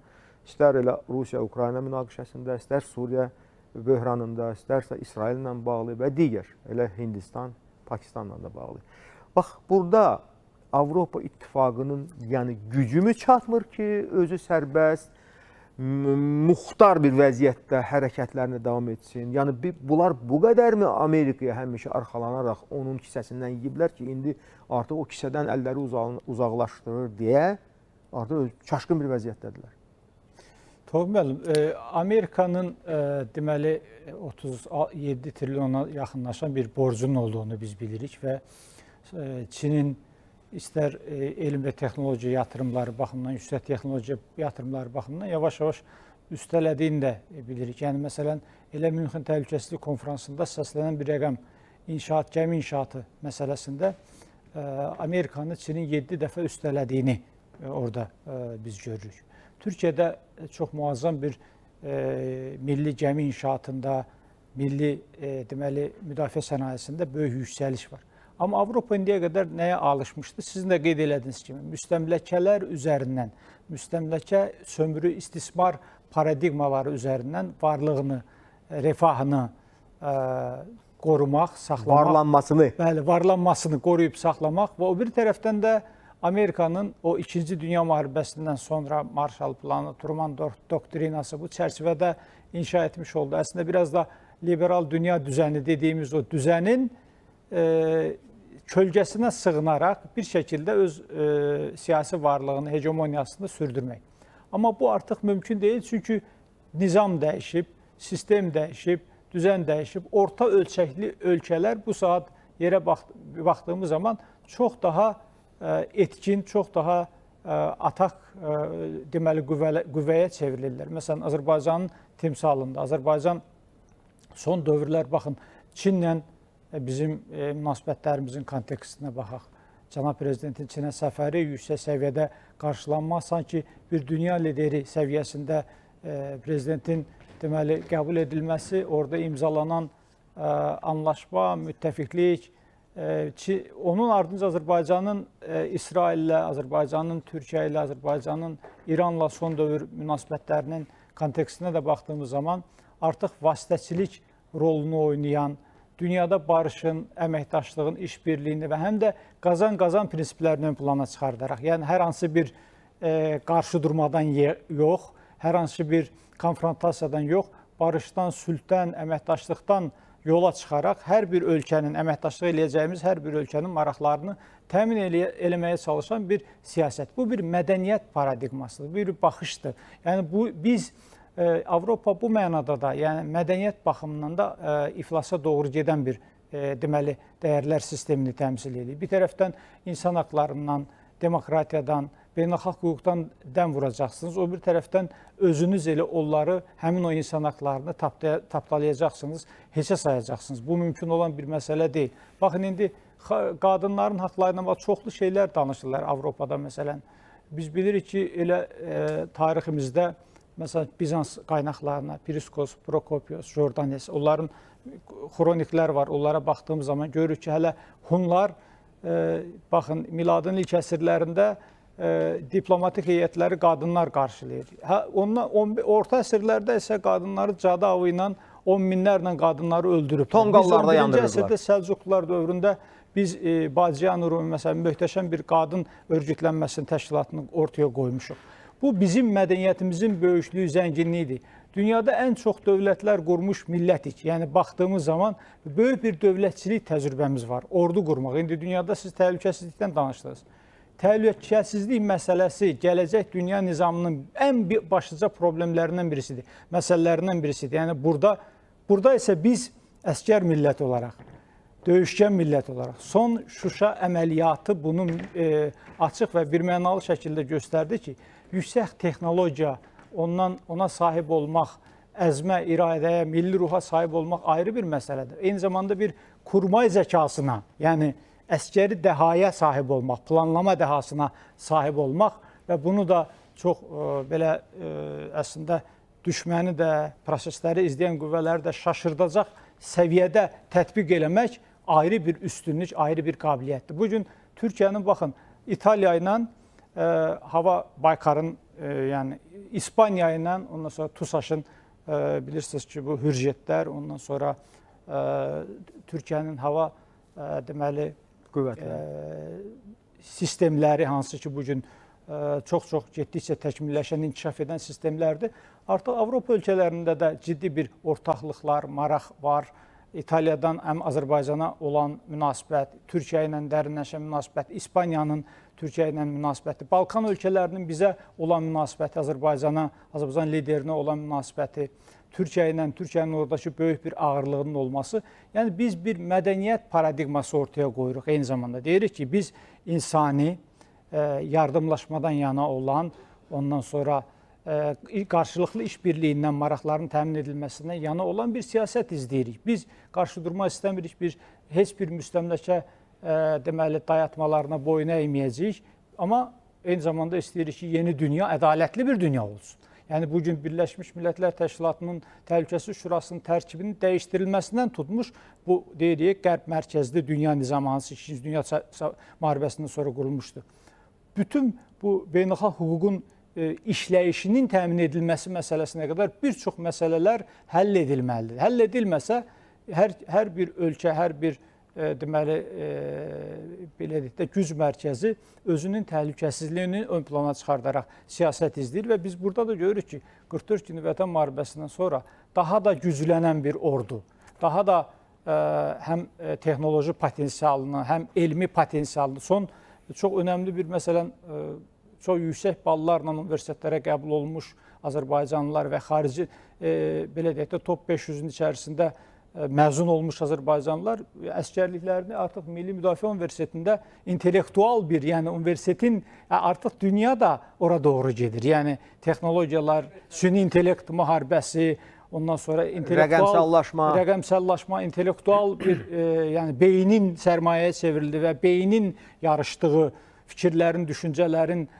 proqramların yarışdığı bir dünyanın içində Azərbaycan, Türkiyə ilə siz Texnofestdən bəhs elədiniz. Çox böyük bir texnoloji fərqindəlik deyək də, yəni refleks yaratdı bizim Türk dünyasında. Azərbaycan da o işin içərisində bilirsiniz, Türkiyənin Kaan uçağında Azərbaycanın da parçası var. Burada istehsal olunan müəyyən cihazlar var ki, orada istifadə olunur. Yəni Türk dünyasının həm də bu texnoloji, müdafiə sənayesi sahəsindəki əməkdaşlığı və eyni zamanda bu mədəniyyət paradigması ilə birlikdə həyata keçirilməsi bir passionarlıq bayaqlarım qeyd olundu. Yəni Lev Gumilevin ifadəsi passionarlıq yaradır. Bütün əslində orta ölçəkli ölkələr üçün biz sadəcə özümüz, öz coğrafiyamızı, öz demoqrafiyamızı təmsil etmirik.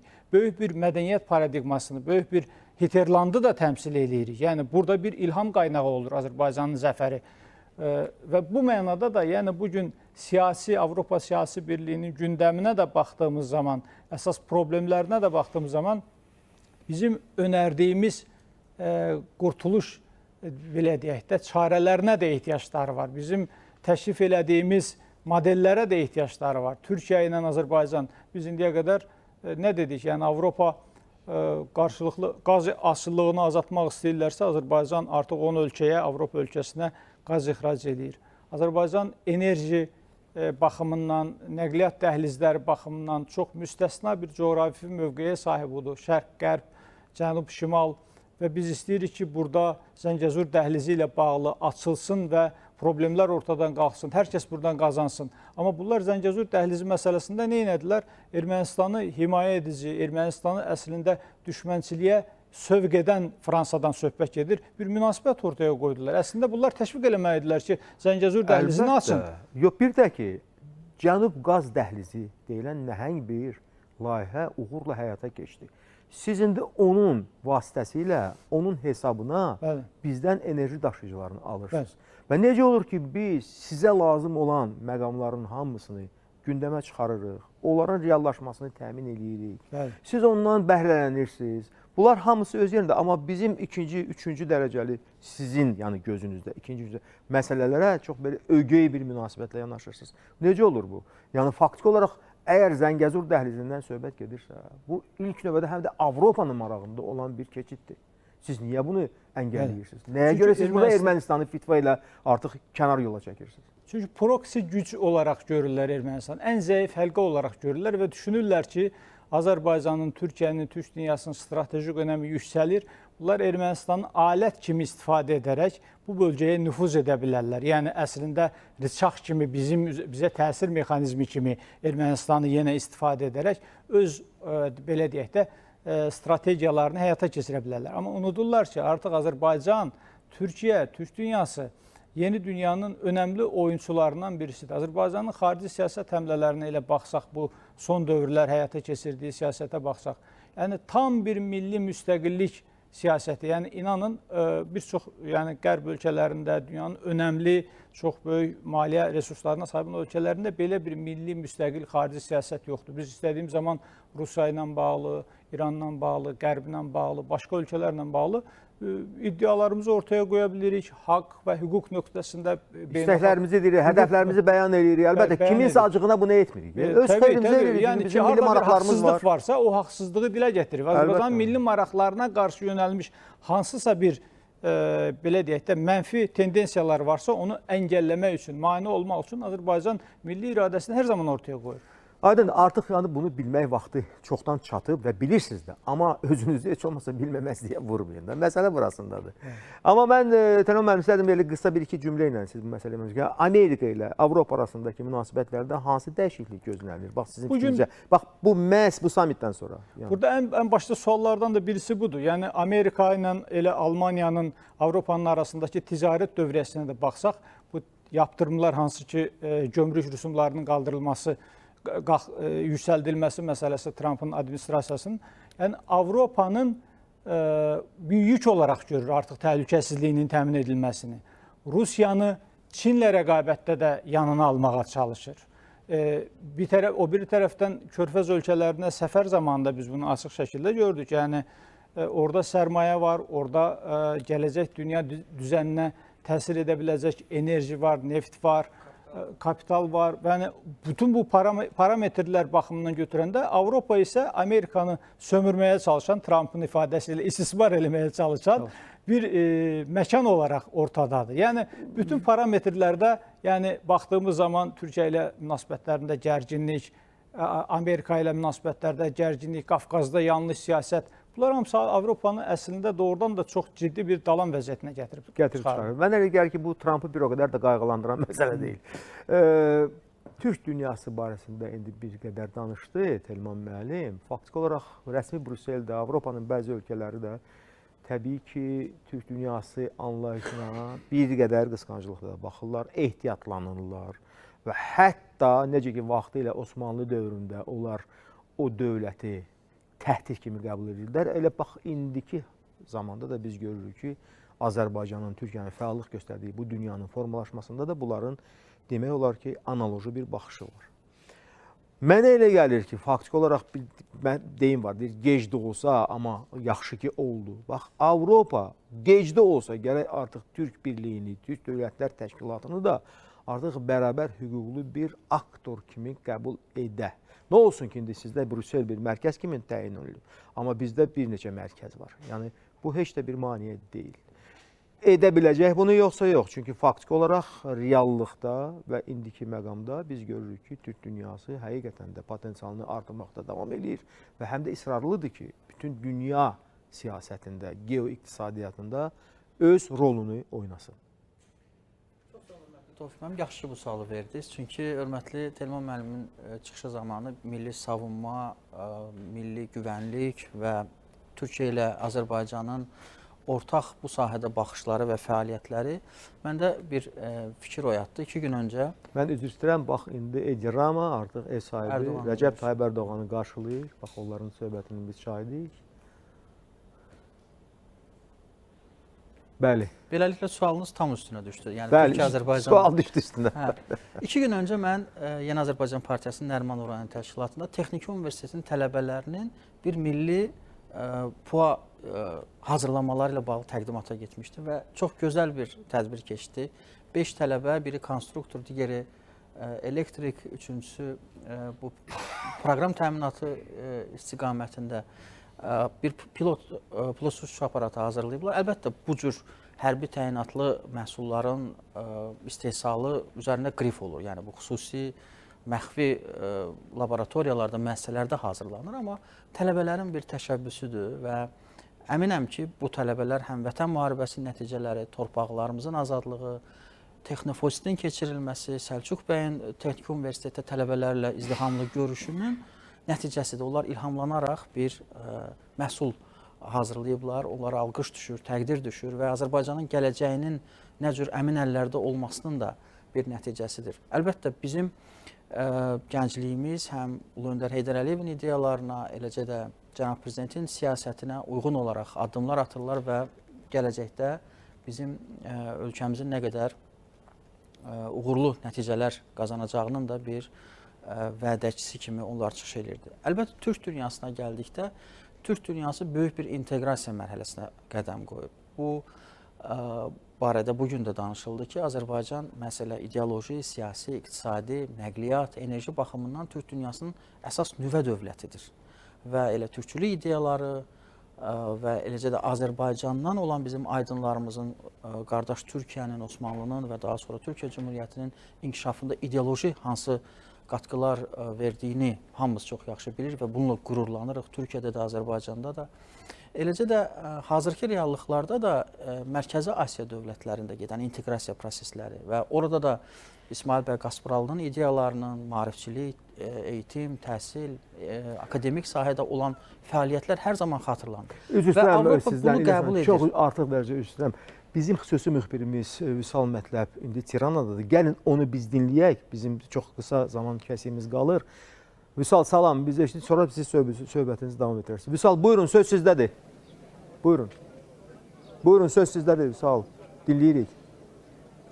Bəli, Albaniya paytaxtında Avropa Siyasi Birliyinin 6-cı samiti işinə başlayır. Bir qədər öncə liderlərin qarşılama mərasimi başladı. Burada Avropanın 47 ölkəsinin dövlət və hökumət başçılarını qarşılamaq üçün jurnalistlər məhz bu qırmızı xalçanın kənarındaydı, öz çətirləri altında. Daha bir çətir Avropa Siyasi Birliyinin samitidir. Bu çətir altında artıq 6-cı dəfə Avropa liderləri, 44 dövlət və 47 dövlət və hökumət başçısı, eyni zamanda beynəlxalq təşkilatların rəhbərləri və Avropa İttifaqının şərq tərəfdaşlığı ölkələri bir masa ətrafında yığışırlar. Müxtəlif mövzular var gündəlikdə, iqtisadi məsələlər, siyasi dialoq, eyni zamanda miqrasiya və təbii ki, hərbi təhlükəsizlik məsələsi. Hərbi təhlükəsizlik məsələsi bugün Avropanı daha çox narahat eləyir. Məsələ burasındadır ki, Avropanın belə deyək, burnunun ucunda, şərq cinahında bugün ciddi hərbi toqquşma davam etməkdədir. Rusiya-Ukrayna münaqişəsini nəzərdə tuturuq. İndi qarşısında dayandığımız bu meydan, bu bina Milli Opera və Balet Teatrının binasıdır və onun qarşısındakı bu meydanda qarşılama mərasimi gerçəkləşir. Bu binanı nəyə görə xüsusi vurğu ilə fərqləndirirəm? Çünki yəqin bunu tarixin gərdişi, taleyin gərdişi də adlandırmaq olar. 1959-cu ildə Sovet İttifaqının o vaxtki rəhbəri Xruşov tərəfindən qoyulub bu binanın təməli və bundan 66 il sonra o binanın qarşısında yerləşən meydanda Avropa liderləri özləri üçün təhdid kimi qiymətləndirdikləri Rusiya-Ukrayna münaqişəsini müzakirə eləmək üçün bir araya gəlirlər. Bir sözlə, Tiranada olduqca vacib, talih yüklü, Avropanın, Avrasiyanın gələcəyi ilə bağlı talih yüklü müzakirələr başlayır və bu müzakirələrin qitənin gələcək inkişafına, təhlükəsizliyinə yön verəcəyi şübhə doğurmur. Və bizim də hələlik burada aparılan müzakirələri, görüşləri izləməyə davam edəcəyik. Bu sahədə hələlik təqdim edə biləcəklərimiz bu qədər. Təşəkkür Vüsal, uğurlar sizə. Əlbəttə sonradan bizim yeni bağlantılarımız da olacaq. Sadəcə bu çox bir simvolik bir xatırlatma idi ki, mərkəzi meydanda Opera və Balet Teatrının yanında Avropa liderləri görüşürlər. Əlbəttə mədəniyyət məbədinin yanında belə bir prosesin getməsi də özünə məxsus bir xatırlatmadır ki, bir qədər proseslər gərək yumşalsın, tolerantlıq şəraitinə otursun və liderlər bir-birlərini eşitməyi bacarsınlar və həm də ki, hörmətlə bir-birlərini qarşılasınlar. Buyurun, siz sözünüzü davam edin. Və elə sizin fikirlərinizi də davamlı olaraq deyə bilərəm ki, elə qardaş Türkiyəmizdə bizim Rusiya-Ukrayna müharibəsinin nizamlanması ilə bağlı digər önəmli bir görüş keçirilir və bu da elə Türk dünyasının, qardaş Türkiyənin beynəlxalq nüfuzunun, beynəlxalq imicinin bir göstəricisidir ki, Türkiyəyə etimad var, Türkiyəyə etibar vardır və bu cür talih yüklü məsələlər qardaş Türkiyədə müzakirə olub. Bundan əvvəl də elə Antalya Diplomatik Forumunda, İstanbul prosesi çərçivəsində də mühüm görüşlərə Türkiyə ev sahibliyi etmişdi. Əlbəttə, Türk dünyasının hazırda inkişaf mərhələsi dövrüdür və bütün türk toplumları vahid düşüncədən, vahid fikirdən dildə, əməldə birlik fəlsəfəsinə əsas götürərək addımlayırlar və biz elə Mərkəzi Asiyadan olan ekspertlərlə, dostlarla, akademik çevrəni təmsil edən şəxslərlə görüşlərdə də görürük ki, elə burada nə cür düşünürüksə, orada da o düşüncəni bölüşürlər. Çünki bütün bu proseslərə təkan verən Azərbaycanın tarixi qələbəsidir. Bunu hamı qəbul edir, bununla hesablaşırlar.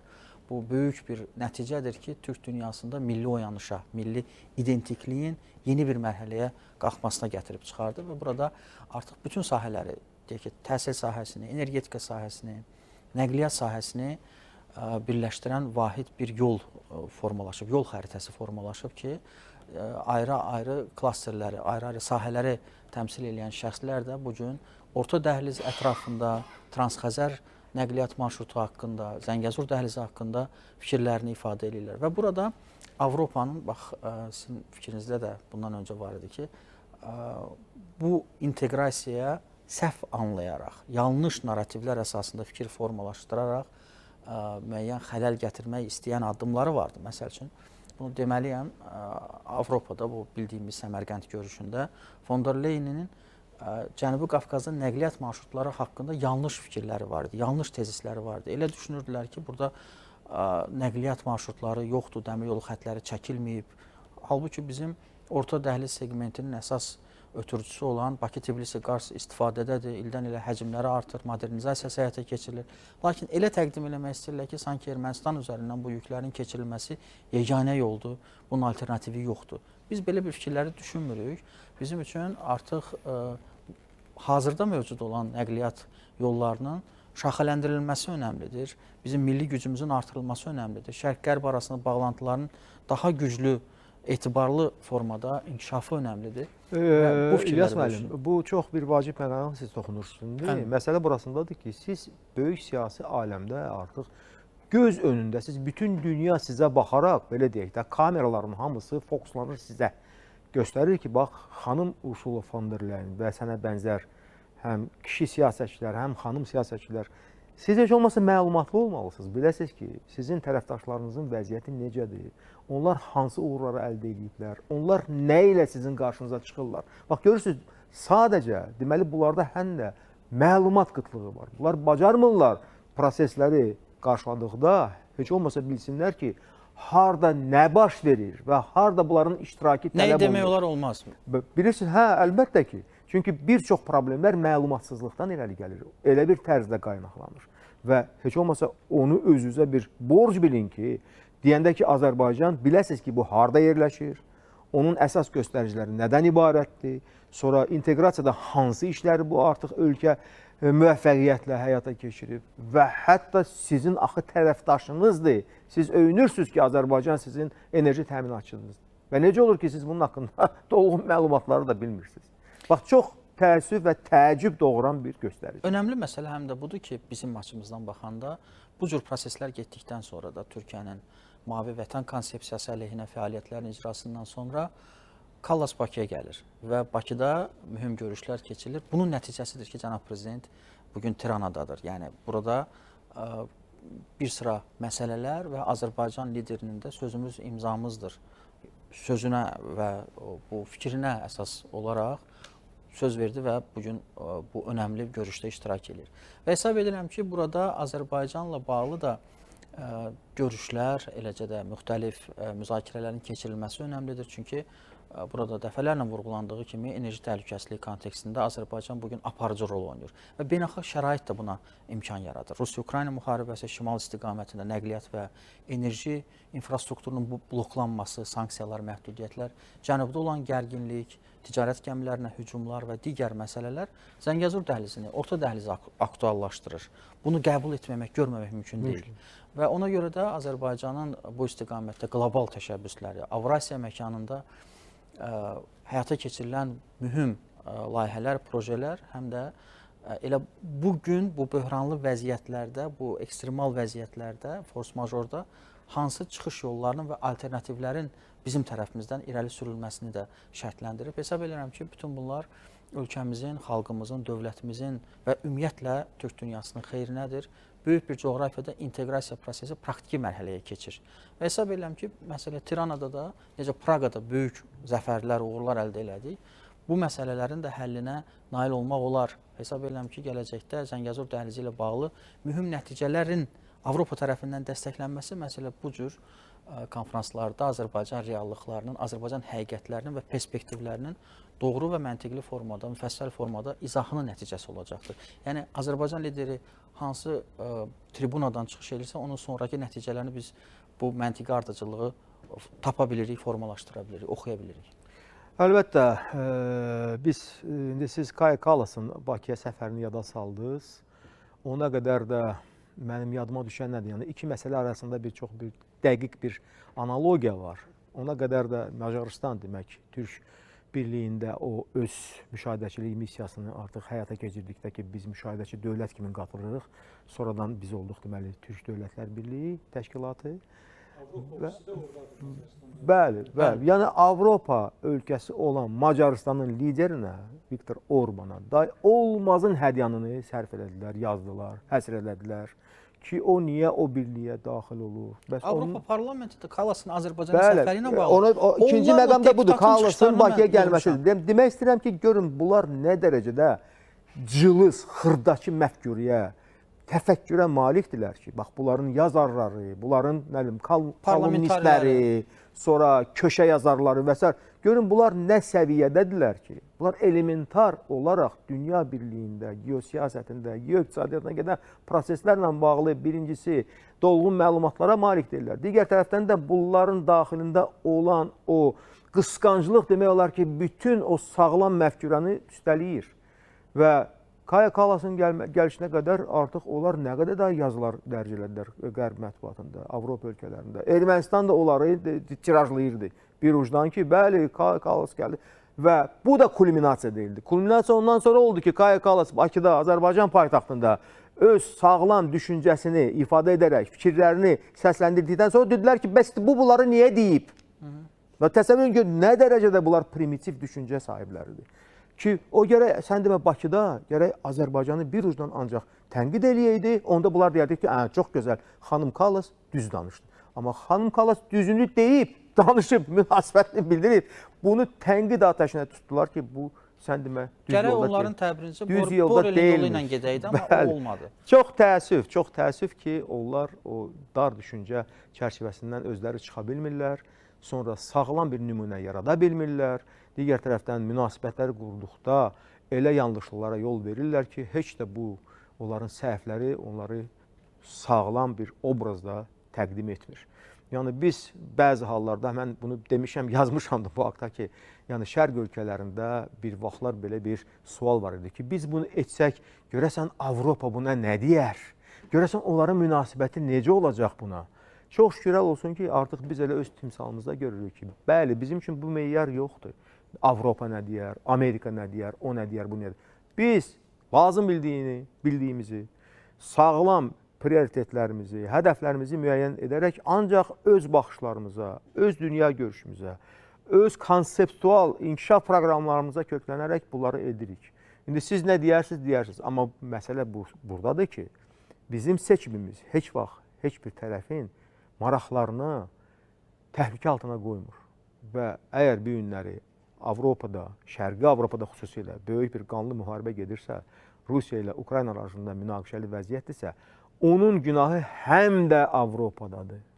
Çünki onlar bu müharibənin dayandırılmasını istəmirlər. Bax, bayaqları bizim müxbirimiz Vüsal Mətləb dedi ki, əsas məsələlərdən biri hərbi təhlükəsizlikdir. Və necə oldu ki, bu hərbi təhlükəsizlik pozuldu? Necə oldu? Ancaq Rusiya mı burada günahkardır? Ancaq Rusiyanı siz artıq ittiham etməlisiniz ki, o hücum eləyib öz qonşusuna. Yox, burada sizin də iştirakınız var idi. Burada sizin də təhrikçi mövqeyiniz var idi və siz illər idi ki, artıq Ukraynanı Rusiya ilə müharibəyə hazırlayırdınız və təbii ki, kəşfiyyatın bu işlərdən xəbəri var idi. İki məsələni siz edə bilmədiniz. Avropa rəsmi Kiyevə, yəni 14-cü ildə hakimiyyətə gəlmiş hakimiyyət qüvvələrinə vəd vermişdi ki, sizin iki məsələnizi biz həll eləyəcəyik. Bir, Qaradənizin dibi ilə biz sizə neft, qaz axınını təmin edəcək ki, Rusiyadan asılı olmayasınız, bu bir. Və ikinci, sizin hərbi hava qüvvələrinizi yeni qırıcı təyyarələrlə təmin edəcəyik. Yəni söhbət 130-150 təyyarədən gedirdi ki, bax bu iki məqam sizin zəif bəndlərinizdir. Onları biz doldurduqdan sonra artıq siz tam müharibəyə hazır olacaqsınız. Bax mən sizi əmin edirəm ki, bu həqiqətən də belə olub. Yəni bu məsələ gündəmdə olub. Avropa İttifaqı, Qərb dairələri məhz Ukraynanı müharibəyə hazırlayırdılar ki, bu F-16'lar müharibədən sonra verdilər. Bu məntiqə sığmır axı. onlar çatdırmadılar. Nefti qazı hansı yəni, hesaba faktiki olaraq verəcəklər? bəli, Rusiyanın da burada qabaqlayıcı addımları və 22-ci ilin fevralında demək Ukrayna ərazisinə daxil olması artıq o işlərin qarşısını aldı. Yəni faktiki olaraq bəli, amma bir çox onların ordu dəstələri Britaniyanın demək təlimatçıları ilə, Litvanın, Polşanın, digər ölkələrin təlimatçılarının iştirakı ilə hazırlanıb və ən belə deyək, cəbhənin qızğın yerlərində məhz o birləşmələr uğurla döyüş aparırdılar. Rusiyanın hərbçilərini üstəliyirdilər. Yəni faktiki olaraq bilirsiniz, bu müharibə də elə bir lapdan gəlib çıxmadı orada. Yəni təsadüfdən yaranmadı. Yəni bunu siz də istəyirdiniz, hazırlayırdınız və nəhayət indi də ciddi cəhdlə çalışırsınız ki, bu müharibənin sonu olmasın. Yəni atəşkəs də əldə olunmasın, danışıqlar da baş tutmasın və siz istəyən kimi, necə ki dedim bayaqları 3 Avropa lideri qatara minərək gəlib Kiyevə çıxdılar ki, bəli biz istəyirik sizə kömək eləyək, nə bada müharibəni dayandırasınız. Axı nə vaxta qədər bu müharibə gedə bilər? Hansı həddə qədər gedə bilər? Bax Elçin müəllim, hərbi təhlükəsizlik əgər bir termin kimi, bir hədəf kimi Tirana sammitinin qarşısındadırsa, bunlar bu məsələni müzakirə eləyəcəklərsə, burada ipucları varmı ümumiyyətlə bu hərbi təhlükəsizliyi təmin etməkdə? Vaxtilə Georges Pompidou'nun, Charles de Gaulle'un, Konrad Adenauer'un qurduğu Avropanın mən indi çox acınacaqlı dəfn mərasimini indi seyr edirəm. Sanki bir hüzr mərasimində hamı başsağlığı verməyə gəlib və Avropa ölür, can verir. Heç kəs bunu etiraf eləmək istəmir. Hamı deyir, hər şey ya. Avropa çoxdan can verir. Avropa komada, konvulsiyalardadır. Və bu konvulsiyaların vurulmasını hətta vaxtilə Erich Maria Remarque yazmışdı, Emil Zola yazmışdı, Franz Kafka, Zweig yazmışdı, amma görünür konsumerist, istehlakçı cəmiyyət mümkün qədər çox şey al, mümkün qədər daha çox şey al, hətta çörəyə də kreditdən verir, tək kredit götür. Nəticə hərbi təhlükəsizlik pulla olmur. Hərbi təhlükəsizlik əqidə ilə, istəklə olur. Azərbaycanla Türkiyə məhz ona görə oradadır. F-16'larla təhlükəsizlik təmin olsaydı, Səudiyyə Ərəbistan dünyanın ən təhlükəsiz ölkəsi olardı. Və yaxud da raketlərlə, Taurus raketlərindən hərbi təhlükəsizlik olsaydı, Almaniya dünyanın hegemon dövləti olardı. Elə deyil. Bilirsiniz, bu sammitlər sanki bir kargo kultdur. Bizi aşılamağa çalışırlar ki, Avropası siz yoxsuz. Sanki biz Vanuatu adasıyıq, kargo kultla onlar ərzaq gətirirlər. Sonra təyyarlar dayanandan sonra yerli aborigenlər kakosla bir-birindən danışırlar, göyə rasiyadır. Bir-birinə məktub yazırlar, bəlkə o təyyarə nə vaxtsa gəldi. Amma o təyyarə bir də gəlməyəcək. Avropa öz təhlükəsizliyini təmin etmək istəyirsə, başqalarına müharibə, qan, diktat yox, yardım da etməsin. İstəmirik olan yardımlarına. Mane olmasınlar. Bizim yeganə istəyimiz odur ki, bizdən şərəfli, ləyaqətli, dəyərli davranış yox, ədalətli davranış göstərsinlər bizə. Sülhü də ləyaqətli, şərəfli sülh yox, ədalətli sülh olsun. Özləri dedikləri qanunlara, özlərinin yazdıqları, qəbul etdikləri qanunlara əməl etsinlər. Burada deyildi ki, Avropa parlamentdə bəzi deputatlar Kaya Kallas'ı irad tutublar, olsunlar. Onlar yanmış teatrın aktyorlarıdır. Sirk gedib, təlxəklər qalıblar ortada, Şapitoda. Avropa parlamenti ümumiyyətlə orada qocalar üçün pansionatdır. Aktiv siyasətdə uğursuz olanlar özlərini verirlər ora. Tamamilə doğrudur. Siz çox gözəl bir analogiya verdiniz. Sirk gedib, amma təlxəklər qalıb. Burada ikinci buna bənzər bir deyim də var.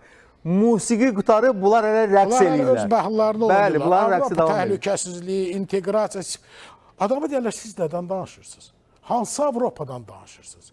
Ümumiyyətlə, nədir sizin istədiyiniz? Bir də ki, sizə o mentorluq funksiyasını kim həvalə eləyir? Donald Trump, əslən Alman olan Donald Trump, Alman olmasına rəğmən, Ər-Riyadda keçirilən birgə ABŞ-Saudiyyə Ərəbistan investisiya konferansında çox gözəl bir söz işlədi.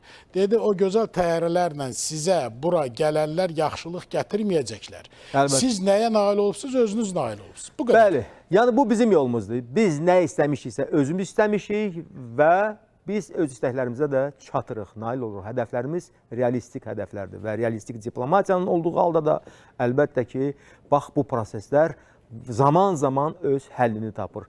Və Elçin müəllimə mən tam razıyam ki, siz bizə sadəcə mane olmayın, qoyun biz öz işimizi görək, biz yolumuzu da seçmişik, hərəkətimizə də davam etməyi bacarırıq və sürətimizi də özümüz müəyyən edirik. Siz mane olmasanız daha yaxşı olar.